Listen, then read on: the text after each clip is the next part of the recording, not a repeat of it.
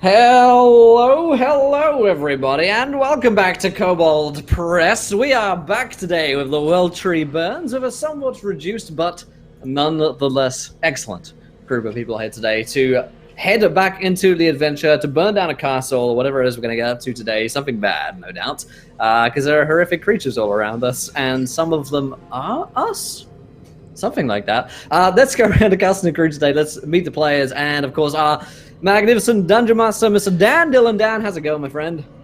Hey, it's going really, really well. I'm excited to get back into playing. Our schedule has been somewhat chaotic, what with my move across the country and new job and all that wonderful business, but we're getting it sorted out. So let's play some D&D. I'm ready. Let us do exactly that. And of course, we have McCloakin of us today. Cloak, how's it going today, my friend? It's going great. I'm excited because we get to play D&D today.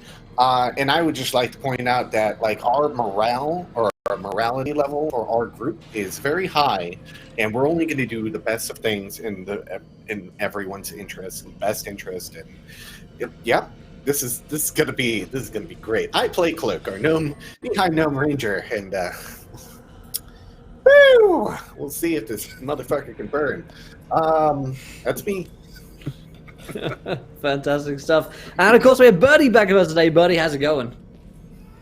Oh, it's great. I want to say I'm sorry, everyone, for my problems last week. My mic just died, and I had to get a different one. But my name is Birdie, aka the Birdie Source, and I play Landis, a Gearforged warlock who has a fun little imp friend named Edwin. Fantastic.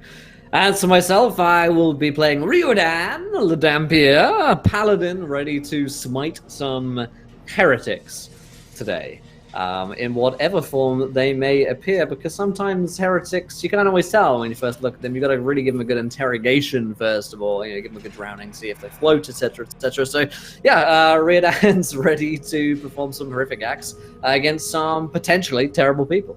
But Dan, I'll hand over back to you to remind us a little bit about what happened last time on the show and take us into tonight's episode of The World Tree Burns.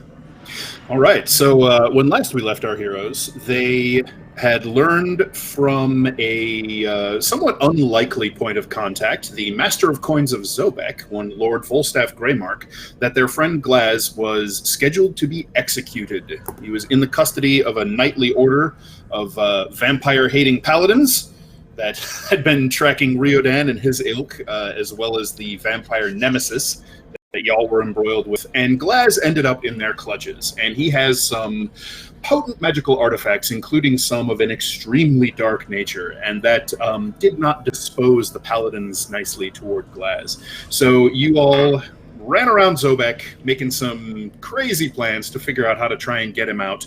You bartered with a Darakul information broker in the Cartway's Black Market below Zobek, and you bought yourselves a strange little construct, like a little brass spider, that was full of these strange cogs and gears that Radu, the Darakul, told you were actually holy relics of the goddess Rava, and he warned you not to let any of her faithful see you using this thing for that purpose.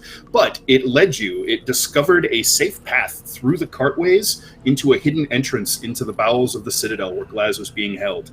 And there you found him through a combination of skill and stealth. You found his cell where at least Glaz was residing. There was a strange, pervasive chill and darkness in the room, and lurking in the corner was a horrifying one-eyed creature, a scaly aberration, which I don't think any of you really recognized it for what it is, but it has one massive eye, sharp teeth in its skull-like face, bony protrusions across its back, and clawed fingers, and it somehow spoke to you in Glaz's voice, and that was warning you, telling you that you had walked into a trap. And that is where we have left off. So the group of you are in a tight, cramped, dank, moldy dungeon corridor. The stone walls are pressed close. You can really only comfortably go single file. You'd have to shuffle past each other to get more than one of you abreast. And there's a heavy banded oak door that's opened into a cell, and this creature is running its bizarre tongue over its teeth with its massive green eye. And Glaz's voice just issued out of this thing saying, "Oh, you're walking into a trap." Nope.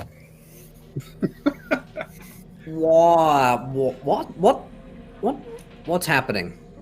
Is it just me, or that voice doesn't really fit the body? That's wrong.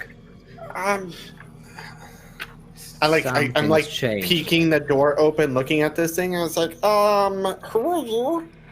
I mean, it sounds like Glaz. So, I have the a bad figure, memory. which Is that Glaz? I will... here it is, for those of you who...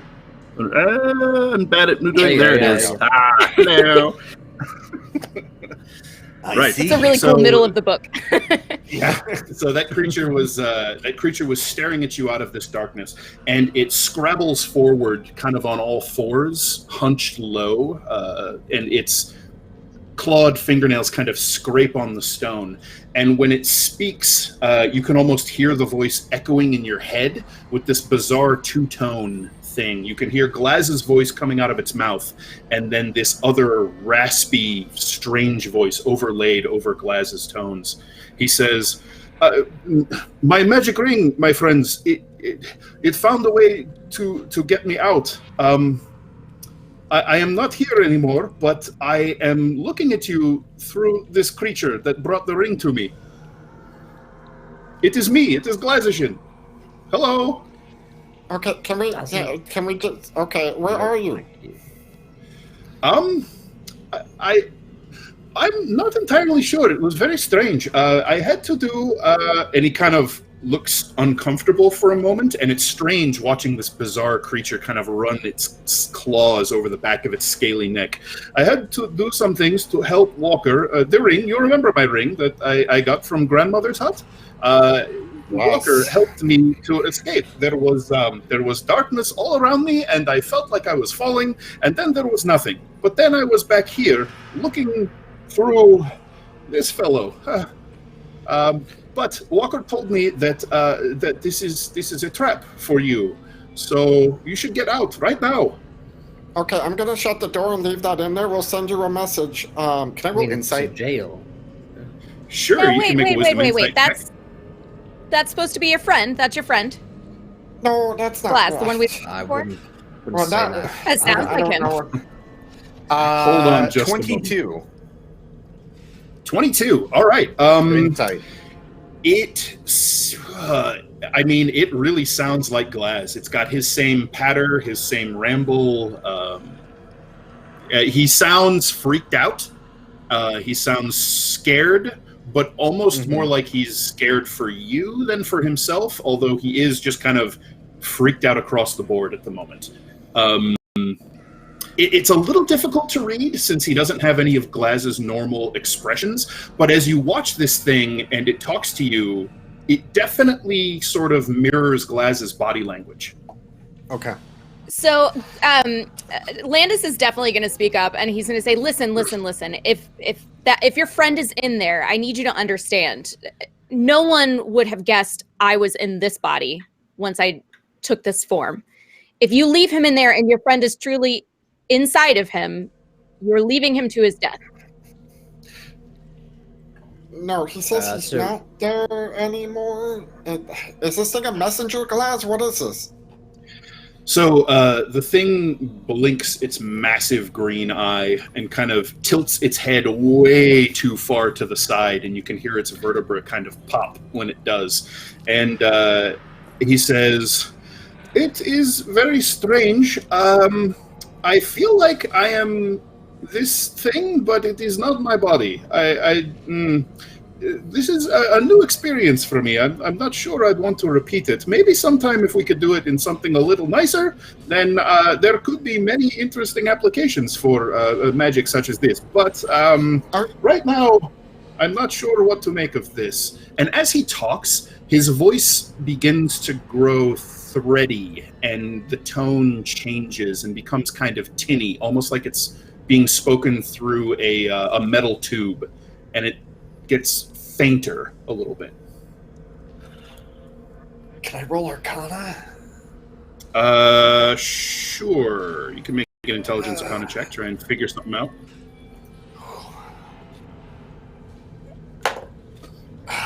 Ooh, 12. 12. So it sounds like Glaz's voice is getting farther away. Although the body isn't moving, changing its relative position, except for shuffling around a little bit like Glaz does when he's agitated. So maybe whatever connection between Glaz and this thing it's getting weaker. Or wherever Glaz is, he's getting farther away. So the voice has to come across a greater distance. Okay. Glaz, we'll send you a message at some point in time. Okay, love you, bye. And then I shut the door, and I was like, he's not in there.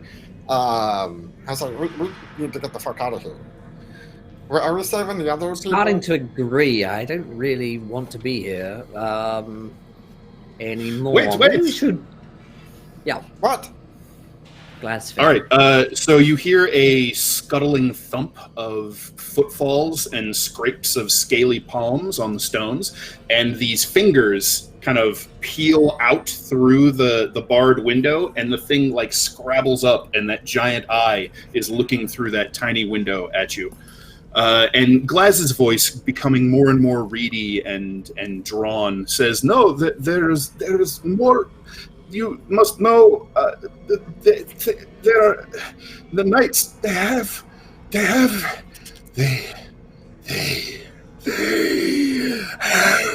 things they should not." The What's that? Like, man. They. My personal memo? I apologize for that, says a soft but kind of almost melodiously toned voice that I don't think any of you have ever heard before. Walker's talked out loud to us one time. Has he? Oh, okay. Then you do recognize it as Walker's voice. Yeah, it was I think a little bit after the Margreave, and it was just the once. Sure. The Nothic, the creature, I guess you guys don't know what it's called. The creature shudders, and its pupil widens, dilates, and then constricts down to a little point. I apologize for that. I could no longer maintain Glaz's connection with this body. It seems I can do so, however. The artifacts that Glaz carried are in the possession of the knights. It would be very bad if you left them there. You must retrieve them on your way out. I can help you if you wish. Yeah, do you have any idea where they are? Yeah, that one. I'll take it. So the creature tilts its head all the way to the other side. I have a sense of where the lexicon is, at least, and I would hope the rest of the relics are there as well.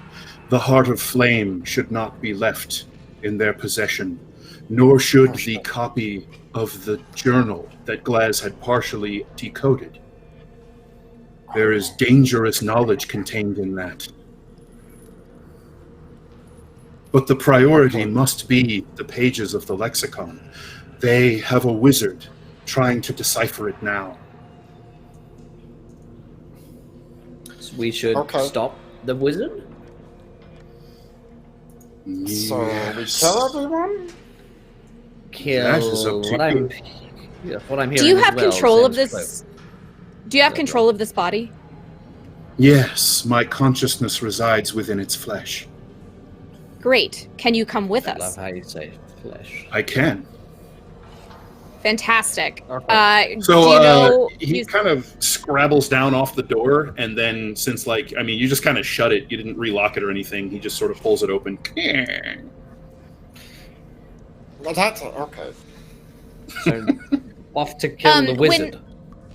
I forgot when Cloak casts the Pass Without Trace, it's not around him, it was just the people he cast it on, right? So this guy doesn't automatically have Pass Without Trace. You have to be by me. Yeah. Okay. Correct. It's only the people around you when he casts it, and you have to stay within 30 feet of him. Yeah. Yep. Okay. Walker, is this thing stealthy? It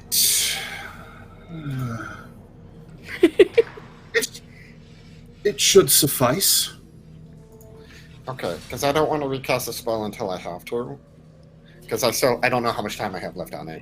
If it's like 5 minutes, I'll be like, okay, but... I don't honestly remember how long it took you to guys to get in here. I'd say you have about 20 minutes left on the spell. Okay. All right. It's long enough. All right, I find 20 minutes is sorry. long enough most of the time. Birdie, what do you got? I was just gonna say I want to cast Mage Armor on myself. Oh, yeah, sure. No problem. And that is, you are accomplishing that by means of an Eldritch Invocation? That right? Yes, I am. The Armor of Shadows. Okay, so what does it look like when you invoke this? Now, the armor is basically invisible once it happens, but is there any sort of, like, anything visible or noticeable that happens when you invoke Yes. So I imagine that anytime really that Landis uses one of these, especially the invocations, it's almost like for just a second, because he's made out of metal, you feel a little tingle in the air, and there's a spark or two within him that you can kind of see just a little hint of through the joints that he's got where the different parts meet and stuff like that. So you just see a couple little sparks inside him, and you feel a little electricity in the air. Okay, so you concentrate for just a moment, and maybe I think you might have to still provide components, or no? I don't know.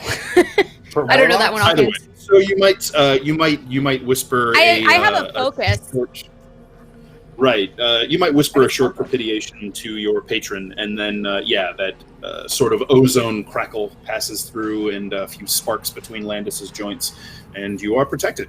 So Walker kind of shuffles forward in the creature's body, and he does begin to move pretty carefully, and greatly reduces the amount of noise the creature's clicking claws make on the stone. And he kind of looks around and sniffs with this almost skull-like set of nostrils below its giant eye, and says, "Upwards. It's upwards from us. We must leave the dungeons into the citadel itself." Oh, good. All right. Okay. I have a question. Let's get going. Yes.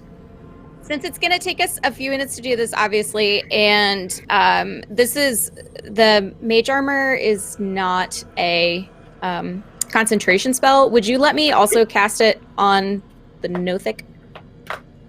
Nothing. Is it target self, or can you touch? No, it's touch range. You touch a willing creature who isn't already wearing armor. Yeah, certainly. Okay. Let's see if it will help the Nothic. It actually will. Yeah, if he. Okay, will... great. Yeah. Okay. Yay! Yeah. So you reach forward, and once again make your momentary obeisance to your patron. Again, there's that crackle, and there's almost like flickers of gold or silver around the spines on the creature's back and along its shoulders, and it shivers, and then turns its head over to regard you, Landis, and says with that strangely soft, melodious voice, "Thank you. I appreciate that." You're welcome. Okay. Anything to help? All right. Well, we're all getting along famously. Should we go murder someone together now? It seems a good way to cement a friendship. And steal a bunch. Fantastic. Oh, I wonder. Okay. Let us head our way up, and then I try to find the way up. Sure. All right. So there's really not too many ways you can go down here. You're in essentially one long corridor, and you haven't noticed too much in the way of branches. So after just a few minutes of searching, you find a stairway leading up, and you can see that the landing up at the top of this tight, narrow stone staircase is much more well lit than it was down here. Okay. Stealth. Sure. Yeah, you guys can give me a group stealth check, and recall that those of you who are affected by Pass Without Trace have that damn +10. Does someone want to watch after Tilly and Rowan? I can watch after Tilly. Don't particularly we're worry. not going to win. We're Okay. just gonna. Yeah, we're just Oh gonna. damn! I got a nat 20. Woo, nice. Ooh. Walker in the Nothix body has a dirty 20. I got that I also got a dirty 20 plus 10, which is 30. All right, nice. And I got a dirty 20. 30, 20, 20, Wow. nat 20 on Rio down We there. are killing it with you get- now the rest of You the have party. plus 10 to your Right. stealth or Okay. without trade. So Okay. despite the heavy armored clanking of some of your companions, you ghost your way through these dank, cold, really just horrible corridors. The stink down here is stale, old sweat, urine, mold. It's just terrible. As you head up to the landing on the next floor, it's only slightly better, and some of those scents are masked with the smell of burning pitch from the torches and the scent of fresh straw. Maybe the pallets are changed out a little more frequently up here. So you make your way up to the top. Who's give me a rough order that we're traveling in here, and tell me where you want Walker. Somewhere in the middle. Walker would be in the back. I would be in the front, scouting ahead. Puff Puff would be by me, or actually by Walker currently, to be like extra protection. All right, so Walker is in the rear. Is that what you said? Um, I didn't catch what Birdie. you said. Is he in the back or the front? I would want him in front of me, so I'm in the back. Okay. Okay. All right, I'm in the front. Then I don't know where Rearden is. I'll be in the middle. If anything goes wrong, I can pivot backwards or forwards to kill someone. Then Puff Nice. Puff behind him. Then the Nothic, and then Landis, and then Tilly and Rowan. Okay, got it. All right, so Cloak, as you approach the landing, you can kind of very carefully creep around and peer around the edge of the archway there. The hallway up in this level of the dungeon is slightly wider. You think two of you could walk side by side comfortably. Maybe not fight side by side, but at least walk. You see there are several more well-maintained cell doors, but they also seem to be less secure. There's more like open bars and just kind of more regular-looking doors here rather than the gigantic, horrible things they had down in the lower level. Okay. Is there can we- light here? I know at one point that you had a flaming sword up, but is that My- still a thing, my or is it... sword, my sword is still up, but I can put it out really quickly at the same time. Right. Okay, as long so as this hallway is it's better lit. as long as Sorry, I go can ahead. still see, I want to tell Edwin, who's still invisible, to just stay in front of us a little ways, so that he can warn me if he sees or hears anything coming. Okay, no problem. You feel him sort of whisper telepathically to you, "Sure thing, boss," and you can feel him flutter off your shoulder and scurry forward. Okay. All right. So the hallway up here is much better lit than it was down below. It's still not bright, except when you're right by one of the little candle lamps or torches. So the general hallway is essentially in dim light. So those of you with dark vision can see as if it were bright. Okay. Then I would be like Tressa, and then my sword would go out, but I would still keep it out. Okay, cool.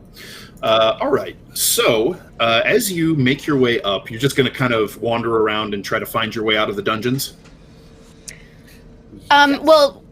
Walker said he had a sense of where it was, right? Does that mean he can It's guide us a little bit, or no?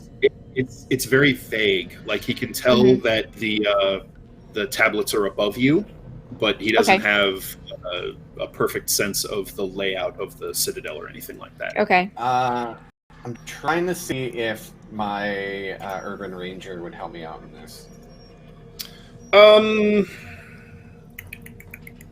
It will definitely stop you from getting lost. If you kind of, you'll be able to backtrack without losing your way, no problem. Okay. You can go ahead and make a wisdom, perception, or survival check to try and gauge where you'd like to be. Let's do survival. Okay. They're about the same, but let's. So the proficiency is doubled right now because it's a wisdom check. If that's what Natural Explorer says, then yes. You have advantage on wisdom survival checks to track your favorite. No, that's favorite enemy. That's fate. Hold on. When you make an intelligence or wisdom check, wisdom check related to your favorite terrain, your proficiency bonus is doubled, as if you're using the skill that you're proficient in. Okay. There you go. Proficiency doubled, so that would be 6. So my skill is 7 currently. That is a whopping 13. Okay. All right. So you think you have a pretty decent bearing on which way to go, and as you're leading the way up into this corridor, you notice signs that it is much more regularly traveled, as well as being a little better maintained. So, and keep in mind that while you do have magic assisting your stealth, if you don't have anything to hide in or behind, it won't help you. It doesn't make you invisible or anything like that. Yeah. So, like, if guards come tromping around the corner and you're standing in the middle of the hallway, they have you cold. Yeah. Okay. I still want Edwin should still be in front of us, so we should get a little bit of a warning if he sees someone. Yep, okay. No problem. Or hears. You sort of pick a direction, Cloak, given what you know of the layout of the Citadel from afar, and then kind of getting your bearings as to where you think you are within it, and that should give you the best chance of finding a way up. Edwin ranges a good bit ahead invisibly, and you're not getting any sort of warnings or anything from him, Landis. So as you make your way through the corridors, stealthy as hell, all y'all, you can hear from a side corridor up ahead, you hear voices filtering over to you. It sounds like 2 men speaking common, just sort of chatting, really. I am going to... I'm gonna hold on to the Nothic in front of me and just say, don't leave me behind, and I'm gonna kind of zone out and listen through Edwin. Okay. Do you want to send Edwin over to get a closer look or listen, or just from where he is? Okay. I want him to be a little bit closer. Not right on top of them or anything, but... Sure. I will make a stealth check for Edwin to see how well he do. Oh, that's pretty good. Okay. So Edwin actually transforms into a spider while he's invisible and clings upside down to the ceiling and just scurries along. It's a very strange feeling. That's my new favorite thing. Perceiving through his senses when he shifts. You feel your body constricting and tingling and then erupting with all these little coarse hairs and extra legs. And then this low slung view upside down on the ceiling from this bizarrely wide field of view just starts zooming along the ceiling. He comes around a corner and you can see there's a small guard post at a junction of corridors. And in this intersection, it sort of opens into a chamber or a room. And there are tables, there are weapon racks, there's a heavy leather-bound book that looks like some sort of ledger. And there are 2 Citadel guard seated at the chairs. It looks like they have tankards of some sort of drink in front of them, and they're not exactly off duty, but they're not on a patrol or a rotation at the moment. So they're just sort of manning this post. And one of them is sort of chatting idly about. It's talking about a horse race he's thinking about betting on later in the week. Okay, and that's it. For a few minutes. Yeah. Let's see. Why don't you make me a perception check, either for you or you can make you can make a perception check for me. See how well. Okay. 13. 13? Okay. As you're listening to this sort of idle chit-chat, 2 more guards approach the guard post from down one of the other corridors, and as they come in, one of them shakes his head and says, those people we brought in the other day, can you check and see when they're due to be interrogated? And one of the seated guards sort of pipes up and grabs the book and slides it over, and he opens it up and starts flipping through. And he says, "Oh, the blood cultists. Yeah, that's them. Sure. Yeah, it looks like the Sun Knights are gonna be putting the question to them come sundown tomorrow. All right, so we have to feed him at least till then, I suppose. I'll go see to it." Okay, and I just want to have Edwin just take one broad look at the room, and I want to make sure that he doesn't see or sense those tablets in there anywhere. I assume they're somewhere safer, but just in case. No. Yeah, definitely doesn't Okay. see those. Yep. Okay. Then I'm going to work back out of that, and I will whisper very quietly to Riordan, who's just one person in front of me, and say, your friends are being interrogated tomorrow evening, just so you know. Should we come back tomorrow, maybe? Would that be... For a is that visit? what you're saying? Oh! Right. We should get them now, so that we don't let them get tortured. Understood. All right. This is good. It's good news, right? I mean, they're not killing Having a them, they're timeline is interrogating them. beneficial. Yeah, I feel good about this. Can I roll perception to see where that guard goes that said it was going to feed them? You would have to be down there to Okay. to kind of see where You he don't goes. have an Edwin. So, Birdie, I did have you a leave pop-up. Edwin down there at the guard post? I left him to do as he wished. So I got back into my own senses, but he can still talk to me if he feels Yeah. the need.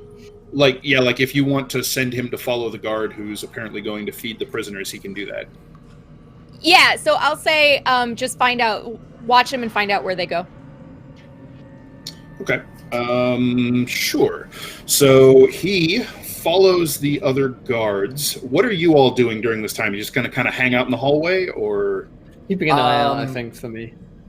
Yeah, Okay. that, and I would tell everyone, be like, bro, we should get them on the way out, not on the way in. So That makes when you sense. say that, the one-eyed creature sort of cranes his head around to look at you and says, "I was able to glean that the knights were expecting someone to try and rescue Glaz. I suspect escaping the way you came in will be much more difficult."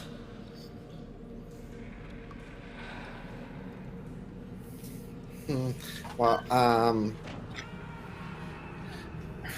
yeah, possibly. Well, that's if they know that we came down there and did it, but we'll have to play it by ear at that point. All right. Okay, so Edwin follows the guard who goes and prepares several trays of food and actually gathers several sort of short, skinny clockwork figures to carry all of these trays. So he gathers, I'd say probably 3 of these clockwork servants, and each of them carries 2 trays of food.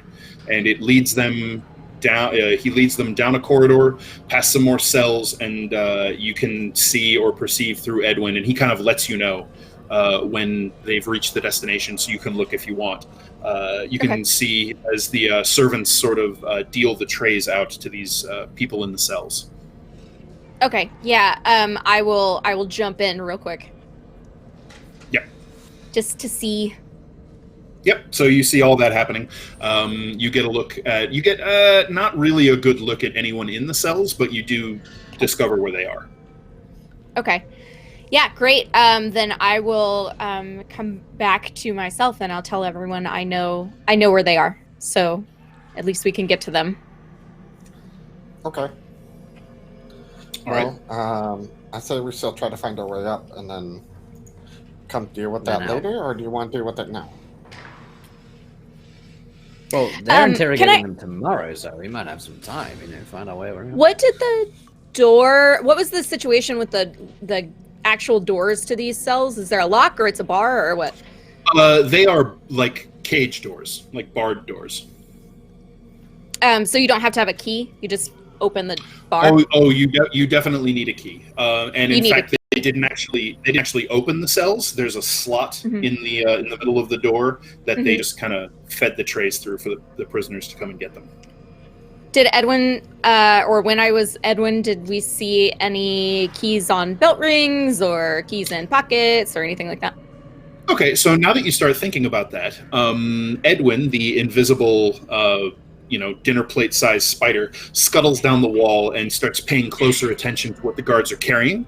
In addition to wearing chainmail armor with the tabards of the Citadel and the cog standard of Zobek on the front, you see that they do indeed each carry a key ring with several keys on them. Okay. Ugh. All right. So these are. No, I'm gonna come back and I'll say, we'll need the keys to get them out of there. All the guards have key rings. We may want to think about how to snag one. We could kill them all. Keys are a good idea. We could kill them all, or we could try to be a little more discreet and get out of here with our lives. Well, if they're dead, they can't. Cloak is pretty sneaky, but I agree. If they're dead, they can't move anymore. I'm not too much of a thief though. Like, I'm sneaky, yeah, but like I don't have a sleight of hand or anything. Well, my expertise is really talking my way out of a situation, or improvised dance routines. This is tricky. I mean, killing them is certainly up there when it comes to heresy. We could take some, but you're right. They might come looking for those that go missing, and it could cause quite a lot of noise as well. Do you have an idea, Landis? So, if I remember this from seeing it, let me know. If not, I'm going to have Edwin go back to that room. And I want to know if the guards that are just hanging out in there, like, did they take the key ring off and set it on a desk? Or is it still attached to them? Or is there a key hook on the wall? So, Edwin wasn't making super great note of all that kind of stuff that was around in the room at the time. But once you start sort of asking him about it or thinking about it, you can tell that he's already on the move back toward the guard posts because he's just following the guard back. And so in a moment or so, he's back there, and you can actually take a closer look around through his eyes if you like. Perfect. Yes, I'm going to do that. So you're looking for any extra keys just sort of lying around. There doesn't seem to be nothing in the open. It looks like all of the guards have a key ring on them that they have just sort of on their belts, connected to a little loop. Do I see anything like where the keys would be stored at night when the guards went home, or anything like that, in case they leave them here? Go ahead and make me an intelligence investigation check. Okay. Let me see. Ooh, that is 22. Ooh, nice. Got a 19. All right. So there on the table that the guards are sort of congregating around, there is a heavy drawer in the bottom of it, and it looks like that has a keyhole as well. So it looks like things could be secured in that drawer. Interesting. Okay. With a 22, I'll also tell Fine. you, looking at this guard post, it seems like this is sort of a secondary thing, like maybe one that they just kind of put together themselves. There's no like secure lockers or anything like that for extra weapons or a secure, like a safe to put keys in, anything like that. Yeah. Which you would expect there to be. So there must be maybe a central sort of barracks area for these prison guards where that stuff is kept. Okay, interesting. I'm going to tell Edwin to just hang out and let me know if he hears anything important for a few minutes while we kind of ponder what to do next. So he can just stay there, and I'm going to kind of relay to the group that there may be some extra sets of keys in a locked box in there, but it doesn't seem like that's where they would generally be. So we may want to look for another barracks as well to find some spare keys. Yeah. Well, they've got to have some lying around somewhere. Yeah. I mean, attended. The barracks seems like a good idea. They have to have somewhere to sleep, presumably, and meet one another. So Yeah, and I like that idea. Edwin can always cause a distraction to maybe get some people out of the room if needed. That's a good idea. And as we've mentioned, Cloak is sneaky. He may not be a thief, but if there's no one in a room, he can silently slip in and out, I'm sure. Right. I mean, if Edwin's invisible, can he take the keys? Yeah, he potentially could, but he Good can't point. do it right in front of them. Right. They'll see the keys fly away. And certainly better that he makes a distraction rather than us in case they were to. Yeah, because he can discover us. invisibly make a distraction down this way while we're on Right. this way and sneak in. Yes. Quite. Okay, so All the right, I'm liking question this is, plan. Thoughts. Unless you Okay, don't care about so- these people, in which case we can just leave them. well, that's the Riordan's people, so that's up to him. Right, that's what I mean. I almost feel responsible for them. That's the funny thing. It's a strange feeling of, almost. It's like I've done something wrong, and I feel bad, but I can't quite understand. Let's try and help them, and if it goes well, maybe I'll feel better. I don't know. Okay. All right. Okay. All right. So where do we go from here? Asks Walker through the creature's lips. Do we try to find the artifacts, or do we try to find your keys? Well, the keys I say might keys be beneficial first. for us. Yeah, Beneficial keys for could get us us into in all the sorts of upper level. places. Yeah. Exactly. We could find like a set of master keys or something. I don't know. Let's. You wish to Keys find first. unattended keys that are stored somewhere rather than taking one off of these people?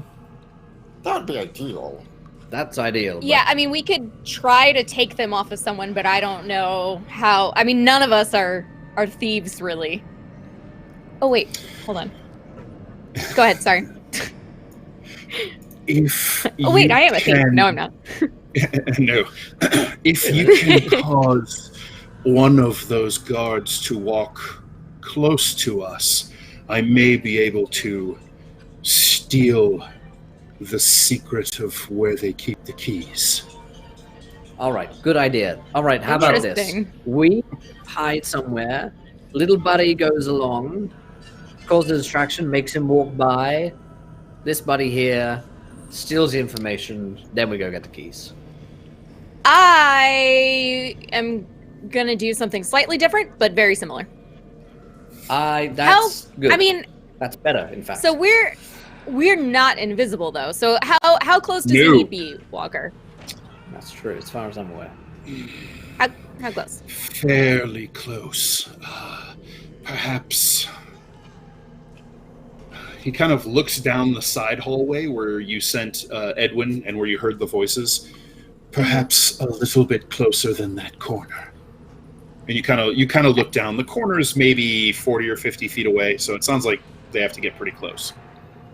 That's fine. Can we position ourselves to where? So the room is, or the people are walking down there, right? Yes. Okay. So we would need to be, for example, I want to. So I want to use prestidigitation to make us a sound like in the middle of the hallway or whatever to try to get someone to come out and look at it. And then I just want to make sure that we are behind a wall. Okay. So you want to try and find a place where you all can hide, and then Yeah. make some sort Like of if I sound or need to, distraction if I need to, draw them out. if I need to step out for a second to do it, that's fine. I just want to be able to quickly duck behind a wall.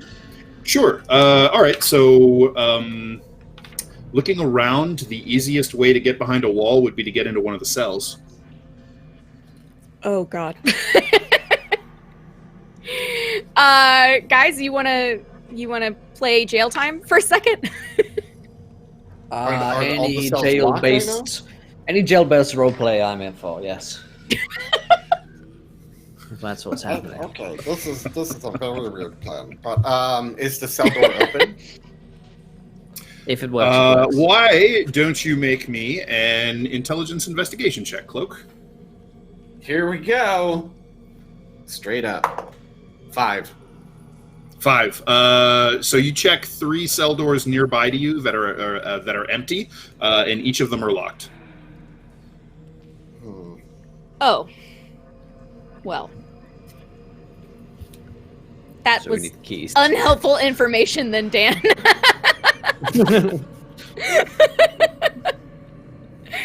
He just gives the information. He doesn't tell us if it's helpful. But I mean, I am but are the just the hallways like messenger. crossed? Most Are the hallways- information isn't helpful.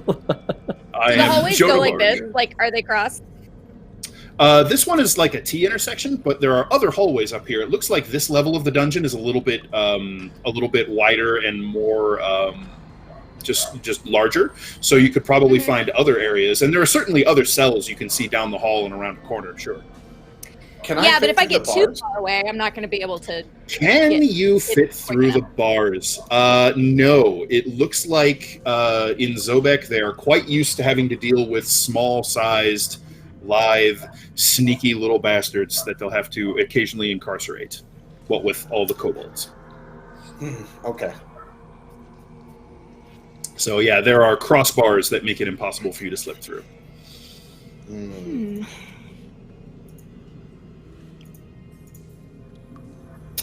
So it's a T. I mean, are there other guards walking around? Do I know somewhere else we might be able to get near one of them? I mean, so at this point, Landis will kind of get in touch with you. You'll feel that tingle at the back of your head, and he'll I'm say, Landis. "Boss." Oh, sorry, Edwin. Edwin will get in touch with Landis. He'll say, "Boss, some of those guards are starting to walk around again. I think they might be patrolling your way. Careful." Okay. All right. So I want to have us then retreat a little bit to a different hall, a crossed hall or something like that, where there's an easy place for us to kind of just get behind the wall and hide quickly. Okay, Needed. so there you could try that with some of the crossing hallways and hope that nobody comes up on you from the other side. Another way you might be able to do that is back at the stairwell that you came up from the dank, deeper levels of the dungeon. Okay. And if we got in the stairwell, is there a door? There's a door at the top of the stairwell? There isn't, but Okay. that stairwell is not well lit. As long as you're Okay. down a little ways, you're essentially in shadow. So Okay, then it's, that's what I'm going to suggest. I'm going to suggest that we do that, and that everyone gets as far down as they feel comfortable, and then I'm going to have Walker and myself kind of be at the top of the stairs. And if I hear someone starting to come that way, and I think that they will see and hear this, I want to shoot some sparklers off, kind of at least 10 feet away from me, which is as far as I can go. That would hopefully grab their attention, have them walk close enough to try to see what happened, and then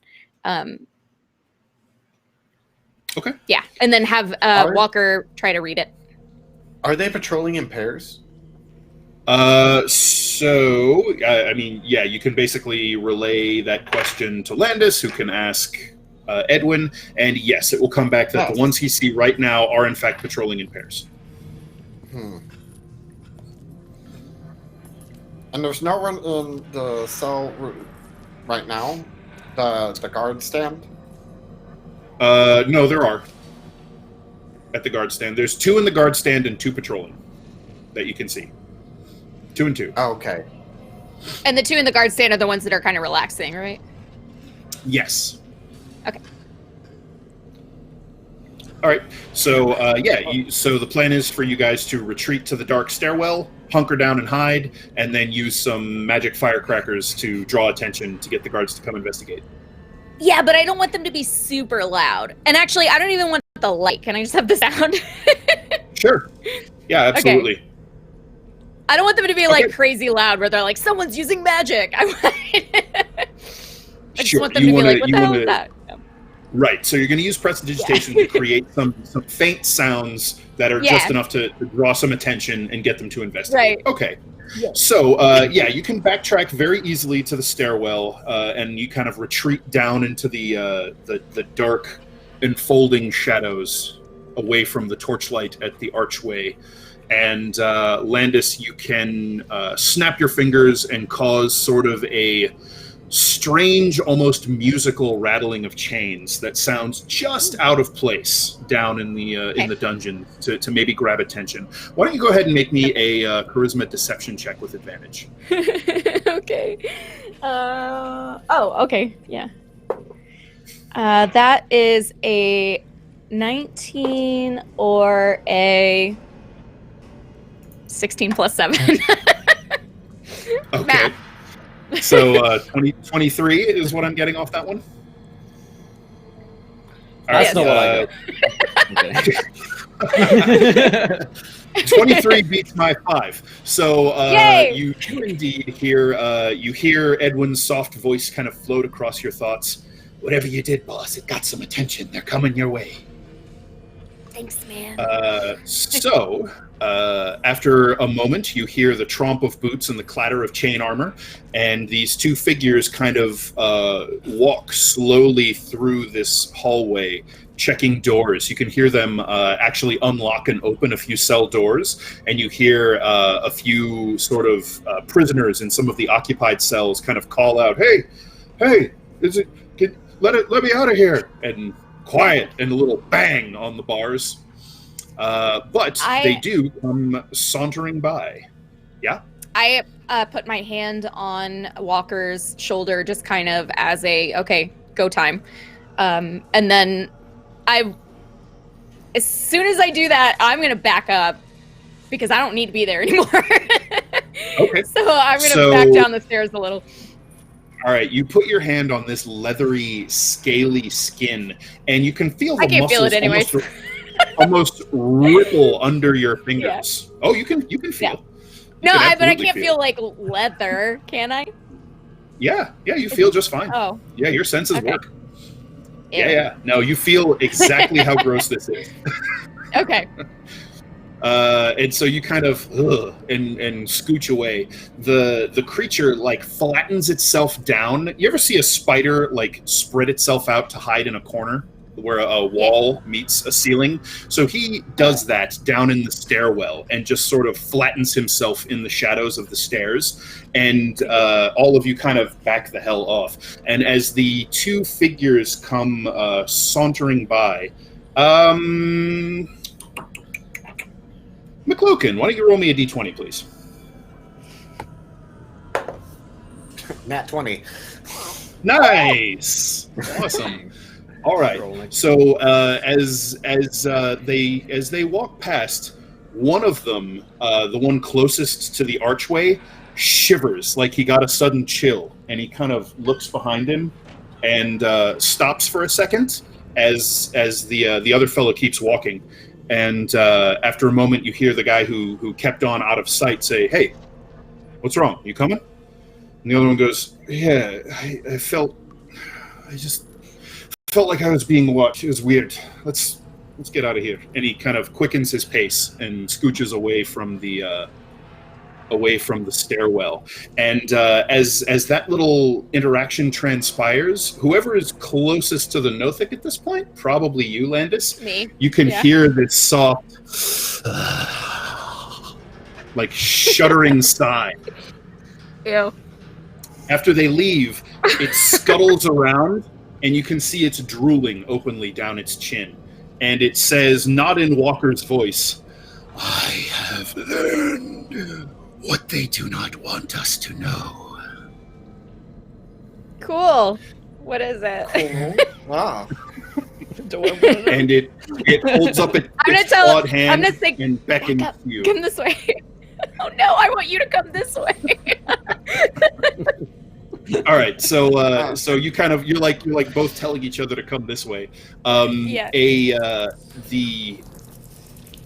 eye goes unfocused for a second, and then it kind of shuffles down the stairs towards you, and then speaks in Walker's voice again. That was successful. I have learned where they keep the keys. I believe I can guide us there now. Okay, good. You got a little something right here, though. He kind of runs his hand over his face, and then it's like thick mastiff drool, like that kind of pasty, and he just sort of shakes his hand, and it against the stone wall. God.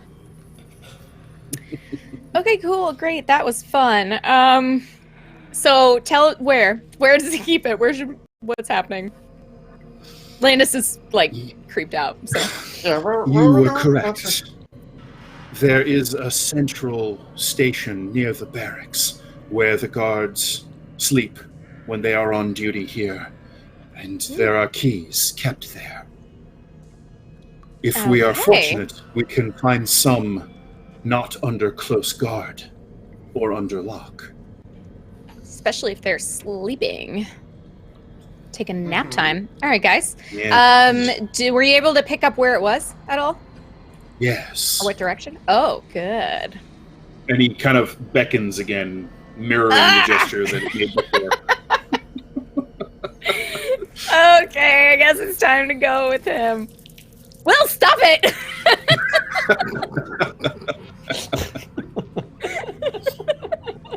I have a really Alright. uncomfortable set of buttons to press.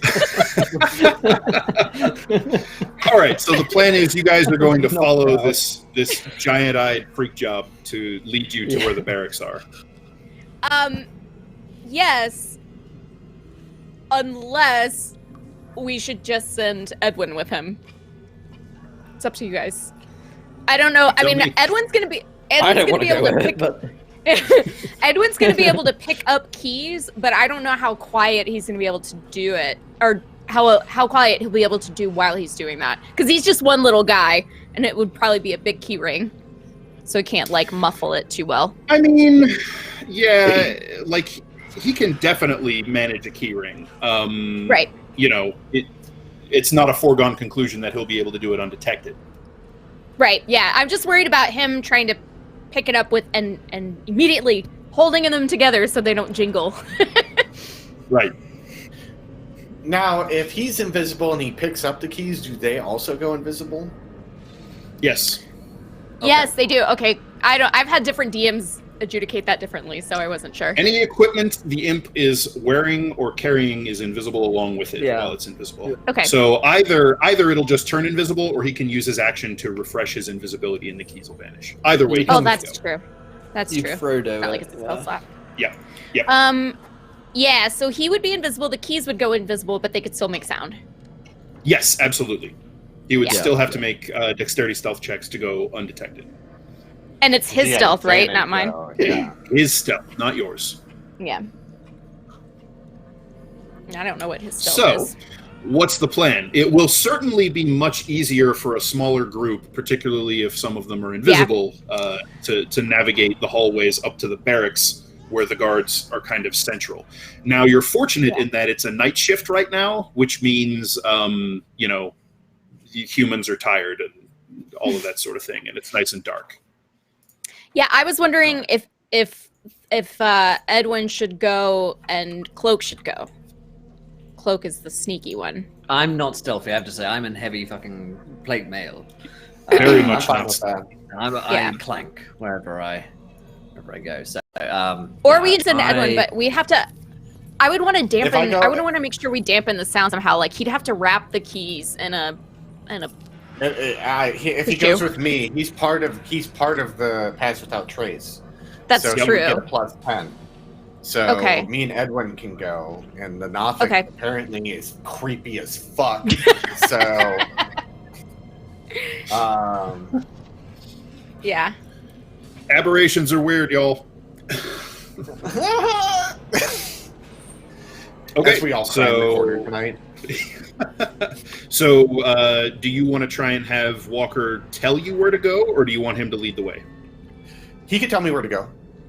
Okay, so he is going to give you directions on how to navigate through the dungeon and up to the upper level of the Citadel. The barracks is one level above you, so thankfully you don't have to go far. But he can't tell you much, if anything, about, you know, where the guards are, where they might be, all of that kind of stuff. That you're kind of on your own for that. So he is going to make a... why don't you go ahead and make a wisdom perception check to basically take those directions and apply them to your sort of evolving mental map of the Citadel. Okay. And your natural explorer will apply here, so you double your proficiency bonus. Yeah. That'd be 17. The first Nice. one was Okay. so, yeah. Okay. 17, he gives you very clear directions, and you're pretty sure you have, it fits in with the layout that you were working under. So you feel very confident that you can get there. So your plan is to take the invisible imp and basically deliver him to the barracks so he can go and steal them while invisible. Okay. Yeah. So after Edwin is briefed on the plan by the boss, you feel a surprisingly heavy sort of thump on your shoulder as something unseen falls off the ceiling or leaps off the ceiling and clings onto your back. You can feel multiple legs kind of prickling against your cloak as it climbs up onto your shoulder. It's fine. You'll get used to it. Yeah. So basically, imagine like a pretty sizable spider, like a big tarantula, maybe almost to a Goliath bird eater, kind of perched on your shoulder. Oh, but is he not invisible right now? Oh, he's invisible. Yeah. Okay. But that's the feeling you've got. Okay. Don't worry. He's in spider form. You'll get used to it. Okay. And I just go stealth off. So, am I considered traveling by myself, or is Edwin considered traveling with me? I mean, why? You're wondering about how fast you can move? Well, yeah, because the natural explorer, if I'm traveling by myself, I stealth at a normal pace. So you're not using overland travel pace, so that doesn't apply here. You can move at your normal speed. You're fine. Okay, got it. All right. So yeah, I would stealth up to the barracks. Okay. Why don't you go ahead and give me a dexterity stealth check, and we'll see how well you do. That is a... Where's my character sheet? There we go. 23. 23. That is way better than any passive perception I have in play there. So you make your way forward, and using the directions that Walker gave you, which proved to be quite accurate, you find your way to the stairway leading up. You're able to avoid 2 more patrols that you can hear coming because they're not sneaking. They're just making their rounds throughout the Citadel halls, and you manage to extract yourself from the dungeons, and you find yourself in a wider stone hallway with some this is like a more lived in and livable section of the Citadel. There are occasionally like tapestries or wall hangings. There are the air in here is much cleaner and smells more like the faint after whiffs of a meal that was served not too terribly long ago nearby. You hear loud, and not loud, but like normal speaking voices. Like there's a small group of people who are all kind of talking, probably at the end of their shift, getting ready to turn in for the night, and that leads you straight toward the barracks. So once you identify there's a double door. One of them is standing open, and there's warm light spilling out from the chamber within into the hallway. You can sort of look over to your shoulder where you feel the legs of the spider kind of tap grabbing in a little bit of anticipation. You can kind of just like point out that it's his turn to go do his thing. Yeah, I like put up my hand out and go like shoo him into there. All right, so you feel it dart down your arm, off your hand, and then it leaps, and then you don't hear it again. Okay, and then I just wait patiently by the door, and like looking, keeping an eye out. So, Landis, what are you doing during this time? Are you keeping to your own senses, or are you you piggybacking on Edwin? I'm piggybacking. I wanna know what's going on. I also want to mentally tell him, if it's possible, I would love for him to put like a towel on the keys first or something. Like try to wrap them in something that will help dampen the sound. If Beggars can't be choosers, boss, but I'll do what I can. Just saying, if you see like a, little piece of cloth. Little piece of leather or something. So, you see as he scurries down Cloak's hand, leaps off, and then you feel that prickling tingle again as he shifts while he's in midair back into his normal form, and you feel his wing beats carry him up into the air, across the top of the door, and into the barracks. You can see that there are several rows of stacked bunk beds in this long chamber that runs a good ways back away from the door. There are several tables with benches and chairs up near the front. It looks like the remains of dinner have been cleared away. There's a few guards who are off duty, sort of lingering over their ale cups or wine glasses at the end of the night. They're out of their armor. They're in basically their underclothes that they're going to sleep in, probably not too long from now. And you can see that there is almost like an office area at one side on the other side of the mess or recreation area. And that is where the imp sort of beelines. He flies over the heads of these gabbling individuals, scurries through the door into the office, and begins looking around. There's a desk, there are filing cabinets, there are large... what look like large cast iron safes, and there is a cabinet. Dang, that he's a pretty good burglar. There's a cabinet that is standing slightly ajar. He pulls the door open carefully, and there are a number of hooks in there that are all labeled with numbers, and most of the hooks are empty. There is one hook that has a ring with heavy iron keys on it. You see his sort of walleye visioned view sort of look around, and you can see kind of the hazy looking at his own invisibility. You see his little gnarled fingers with his gold and silver nail tips sort of rubbed together gleefully. And then he looks around, scurries about, finds what looks to be... So he finds a tabard that one of the guards looks like maybe they took off and just sort of laid over the back of the chair. He uses his claws to slice off a good bit of the fabric and then starts bundling that around the keys. And you can see his arms kind of reach around and heft them up. And I say in his head, I'm like, you're the best, man. You're so great. I love you. What would you do without me, boss? So he's going to make a pretty stealth check to try and get these keys out of there. I'm going to give him advantage for essentially your help in getting him to muffle the keys with cloth. Okay. It's not super great. Does he get the... You said a stealth check? Yes. Does he get his +10 as well? Where it matters, he is close enough to benefit from the +10. So... Okay. That is just enough.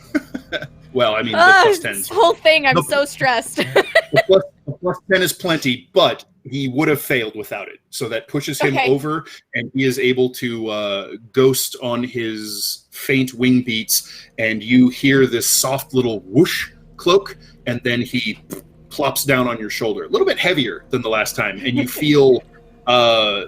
feet kind of gripping you with its toes, and you hear a little soft clink of metal, and then this kind of purring voice in your ear. All right, Gnome, we got him. Get us back downstairs. You're muted. Cannot hear you. Oh, I said, okay, Imp, let's go, and then stealth downstairs. All right. Okay. Yeah, go ahead and make me one more dexterity stealth check, see how well you do. I'm sure this will go fine. Ooh. 18. 18. Okay, yep. You are able to return to your companions. So, Cloak, after I'd say it's probably been about... At this point, the Pass Without Trace is going to fade. Yeah. And so for the last few minutes of your return trip, that's gone. But you're at least past all of the patrols you needed to evade. So Okay. Cloak and presumably Edwin, though you can't see him, return, kind of creeping his way down the corridor. Okay. Here's the Good deal. job, guys. My Pass Without Trace is just ran out. I have one more. So we have to do this job in an hour. If we want to be stealthy about it the whole time. Or we can start lighting shit on fire. Okay. Is this made of stone or is there a lot of wood? I mean, it's we're gonna mostly burn? made of stone. Like, Yeah. any castle has wooden structure to it. So you could find some areas where there would be things you could burn. There's Okay. certainly furniture and trappings. Okay, so So- we could probably go let them out quietly, but do we want to do that now? Or what do we want to do? I mean, they could be a good distraction. Yeah, I mean, and get killed. I'm just looking at Reardon at this point. If something goes wrong, I'm wearing heavy armor. But in the case that something doesn't go wrong, I'll try and stay quiet. I would... my sense is that there are potentially dozens, hundreds of bad guys here who hate... who love, in fact, to kill people just like me, and they're probably quite good at it as well, so... Yes. If we can take a stealth approach... Okay. Let's do what that. What about the prisoners? Do we want to free them or? So if we here's the thing. He just makes that noise for a long time. It may make more sense for the group to get the prisoners out and for one or two of us to worry about the void tablets. That might be a good idea. Actually, you know what? I'm almost thinking, because I'm so loud that me sneaking around upstairs is probably going to get us in trouble. We can get these guys out here. I can take them back safely, probably, and that whole conscience thing. will be Tilly cleared and out. Rowan could do that as well. 'Cause They they're are also presumably here, still here, right? and I remembered that. Yep, totally. When I say I me, mean- what I mean is... Well, you two, you can go. You and Tilly are very loud. That's correct. Yeah. But this is where it's going to come in. If you remember on the way down here or up here, there was this two black iron golems. Those are down there. I mean, you could try Right. to take care of them, or we could have a smaller team go off and try to steal all these things, such as like myself, Edwin. We have to take Walker. I don't know who else would want to go, but I can do Pass Without Trace on all of us, and that way, hopefully, maybe get through there, get the stuff out of there in less than an hour, and then back here, and then sneak the rest out of here. But Yes. Hey, Cloak. Yeah. Would you please make me a charisma deception check? Oh no. A natural 9. Ooh, nice. Okay. So while you're kind of going through your thing, you get the strangest sensation, like, you know, your ears are burning, or you felt someone just walk over your grave. Mm-hmm. You just get you just get this little eerie feeling for a second. Can I roll insight? Sure. Yeah, you can make a wisdom insight check. 12. 12. I don't know. It's like you know, you look around, everything seems fine. Maybe Is it's the Nothic just one of staring those, at me? one of those weird things. The Nothic is staring, as far as it looks like, at all of you. Like, its giant eye is just fixed. And whenever anyone is talking, like, the body doesn't move, but the eye just rotates to whoever's talking at the moment. Okay, I have a suggestion, ? Maybe we all leave, and then you and Edwin come back. That way, you're with us long enough to keep the whatchamacallit Good idea. going. Yes. And Yes. then you can have a rest or something and get it back. It doesn't have to happen right now, because we have a set of keys. And they're going to have no idea. But I think breaking them out is, like, as soon as we seal these relics and all that, they're going to be on high alert all over again. And we're not going to be able to break them out later, unless you guys want to try. No, I mean, that. break them out now, and then come back for the tablets. I don't know. They might double security once they know that prisoners have gone missing. It could be hard for us to get back in. I think this might be our one shot. Yeah, it's true. Walker, at that point, tilts the Nothic's head and says, "And recall, they were expecting someone in.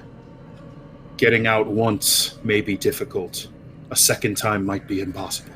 Possible. I agree. We have to take a risk at some point. One of our groups may get isolated and get into serious trouble, but if it's at least then it's only one of the groups that's in trouble, not all of us. It's true. I can dismiss Edwin anytime, so he's not in a lot of trouble. I'm more concerned about Walker and Cloak. Okay, so if we go there and do if I cast Paths Without Trace and then go steal those items, maybe on the way back we can go free those people, and then Walker keeps saying the way back might be not good, but maybe we can find another way out. Can I roll survival to see if I can think of if there would be any aqueducts or anything that might get us out of here from? Did we lose him? Uh-oh. Rose. Oh no, he done froze. So aqueducts. Well, we'll put a pin in whatever that plan was. Which I guarantee you is going to end with Cloak trying to Shawshank his way out of the Citadel. Right. So let's see. If I recall, Rowan last session did not use her ability to go all ghostly, right? Cloak went ethereal and went through the door. He Misty stepped, Okay. So Rowan, he used Misty Step, right. So Rowan will speak up and say, "If you wish, you could give me the keys, and I could free your people, Riordan, and lead them down to the lower levels to wait for you to return with Glaz's things." Yes. That's a good idea. Yes, that idea is Why better didn't you speak up sooner? why didn't you let me speak? Terrible ideas.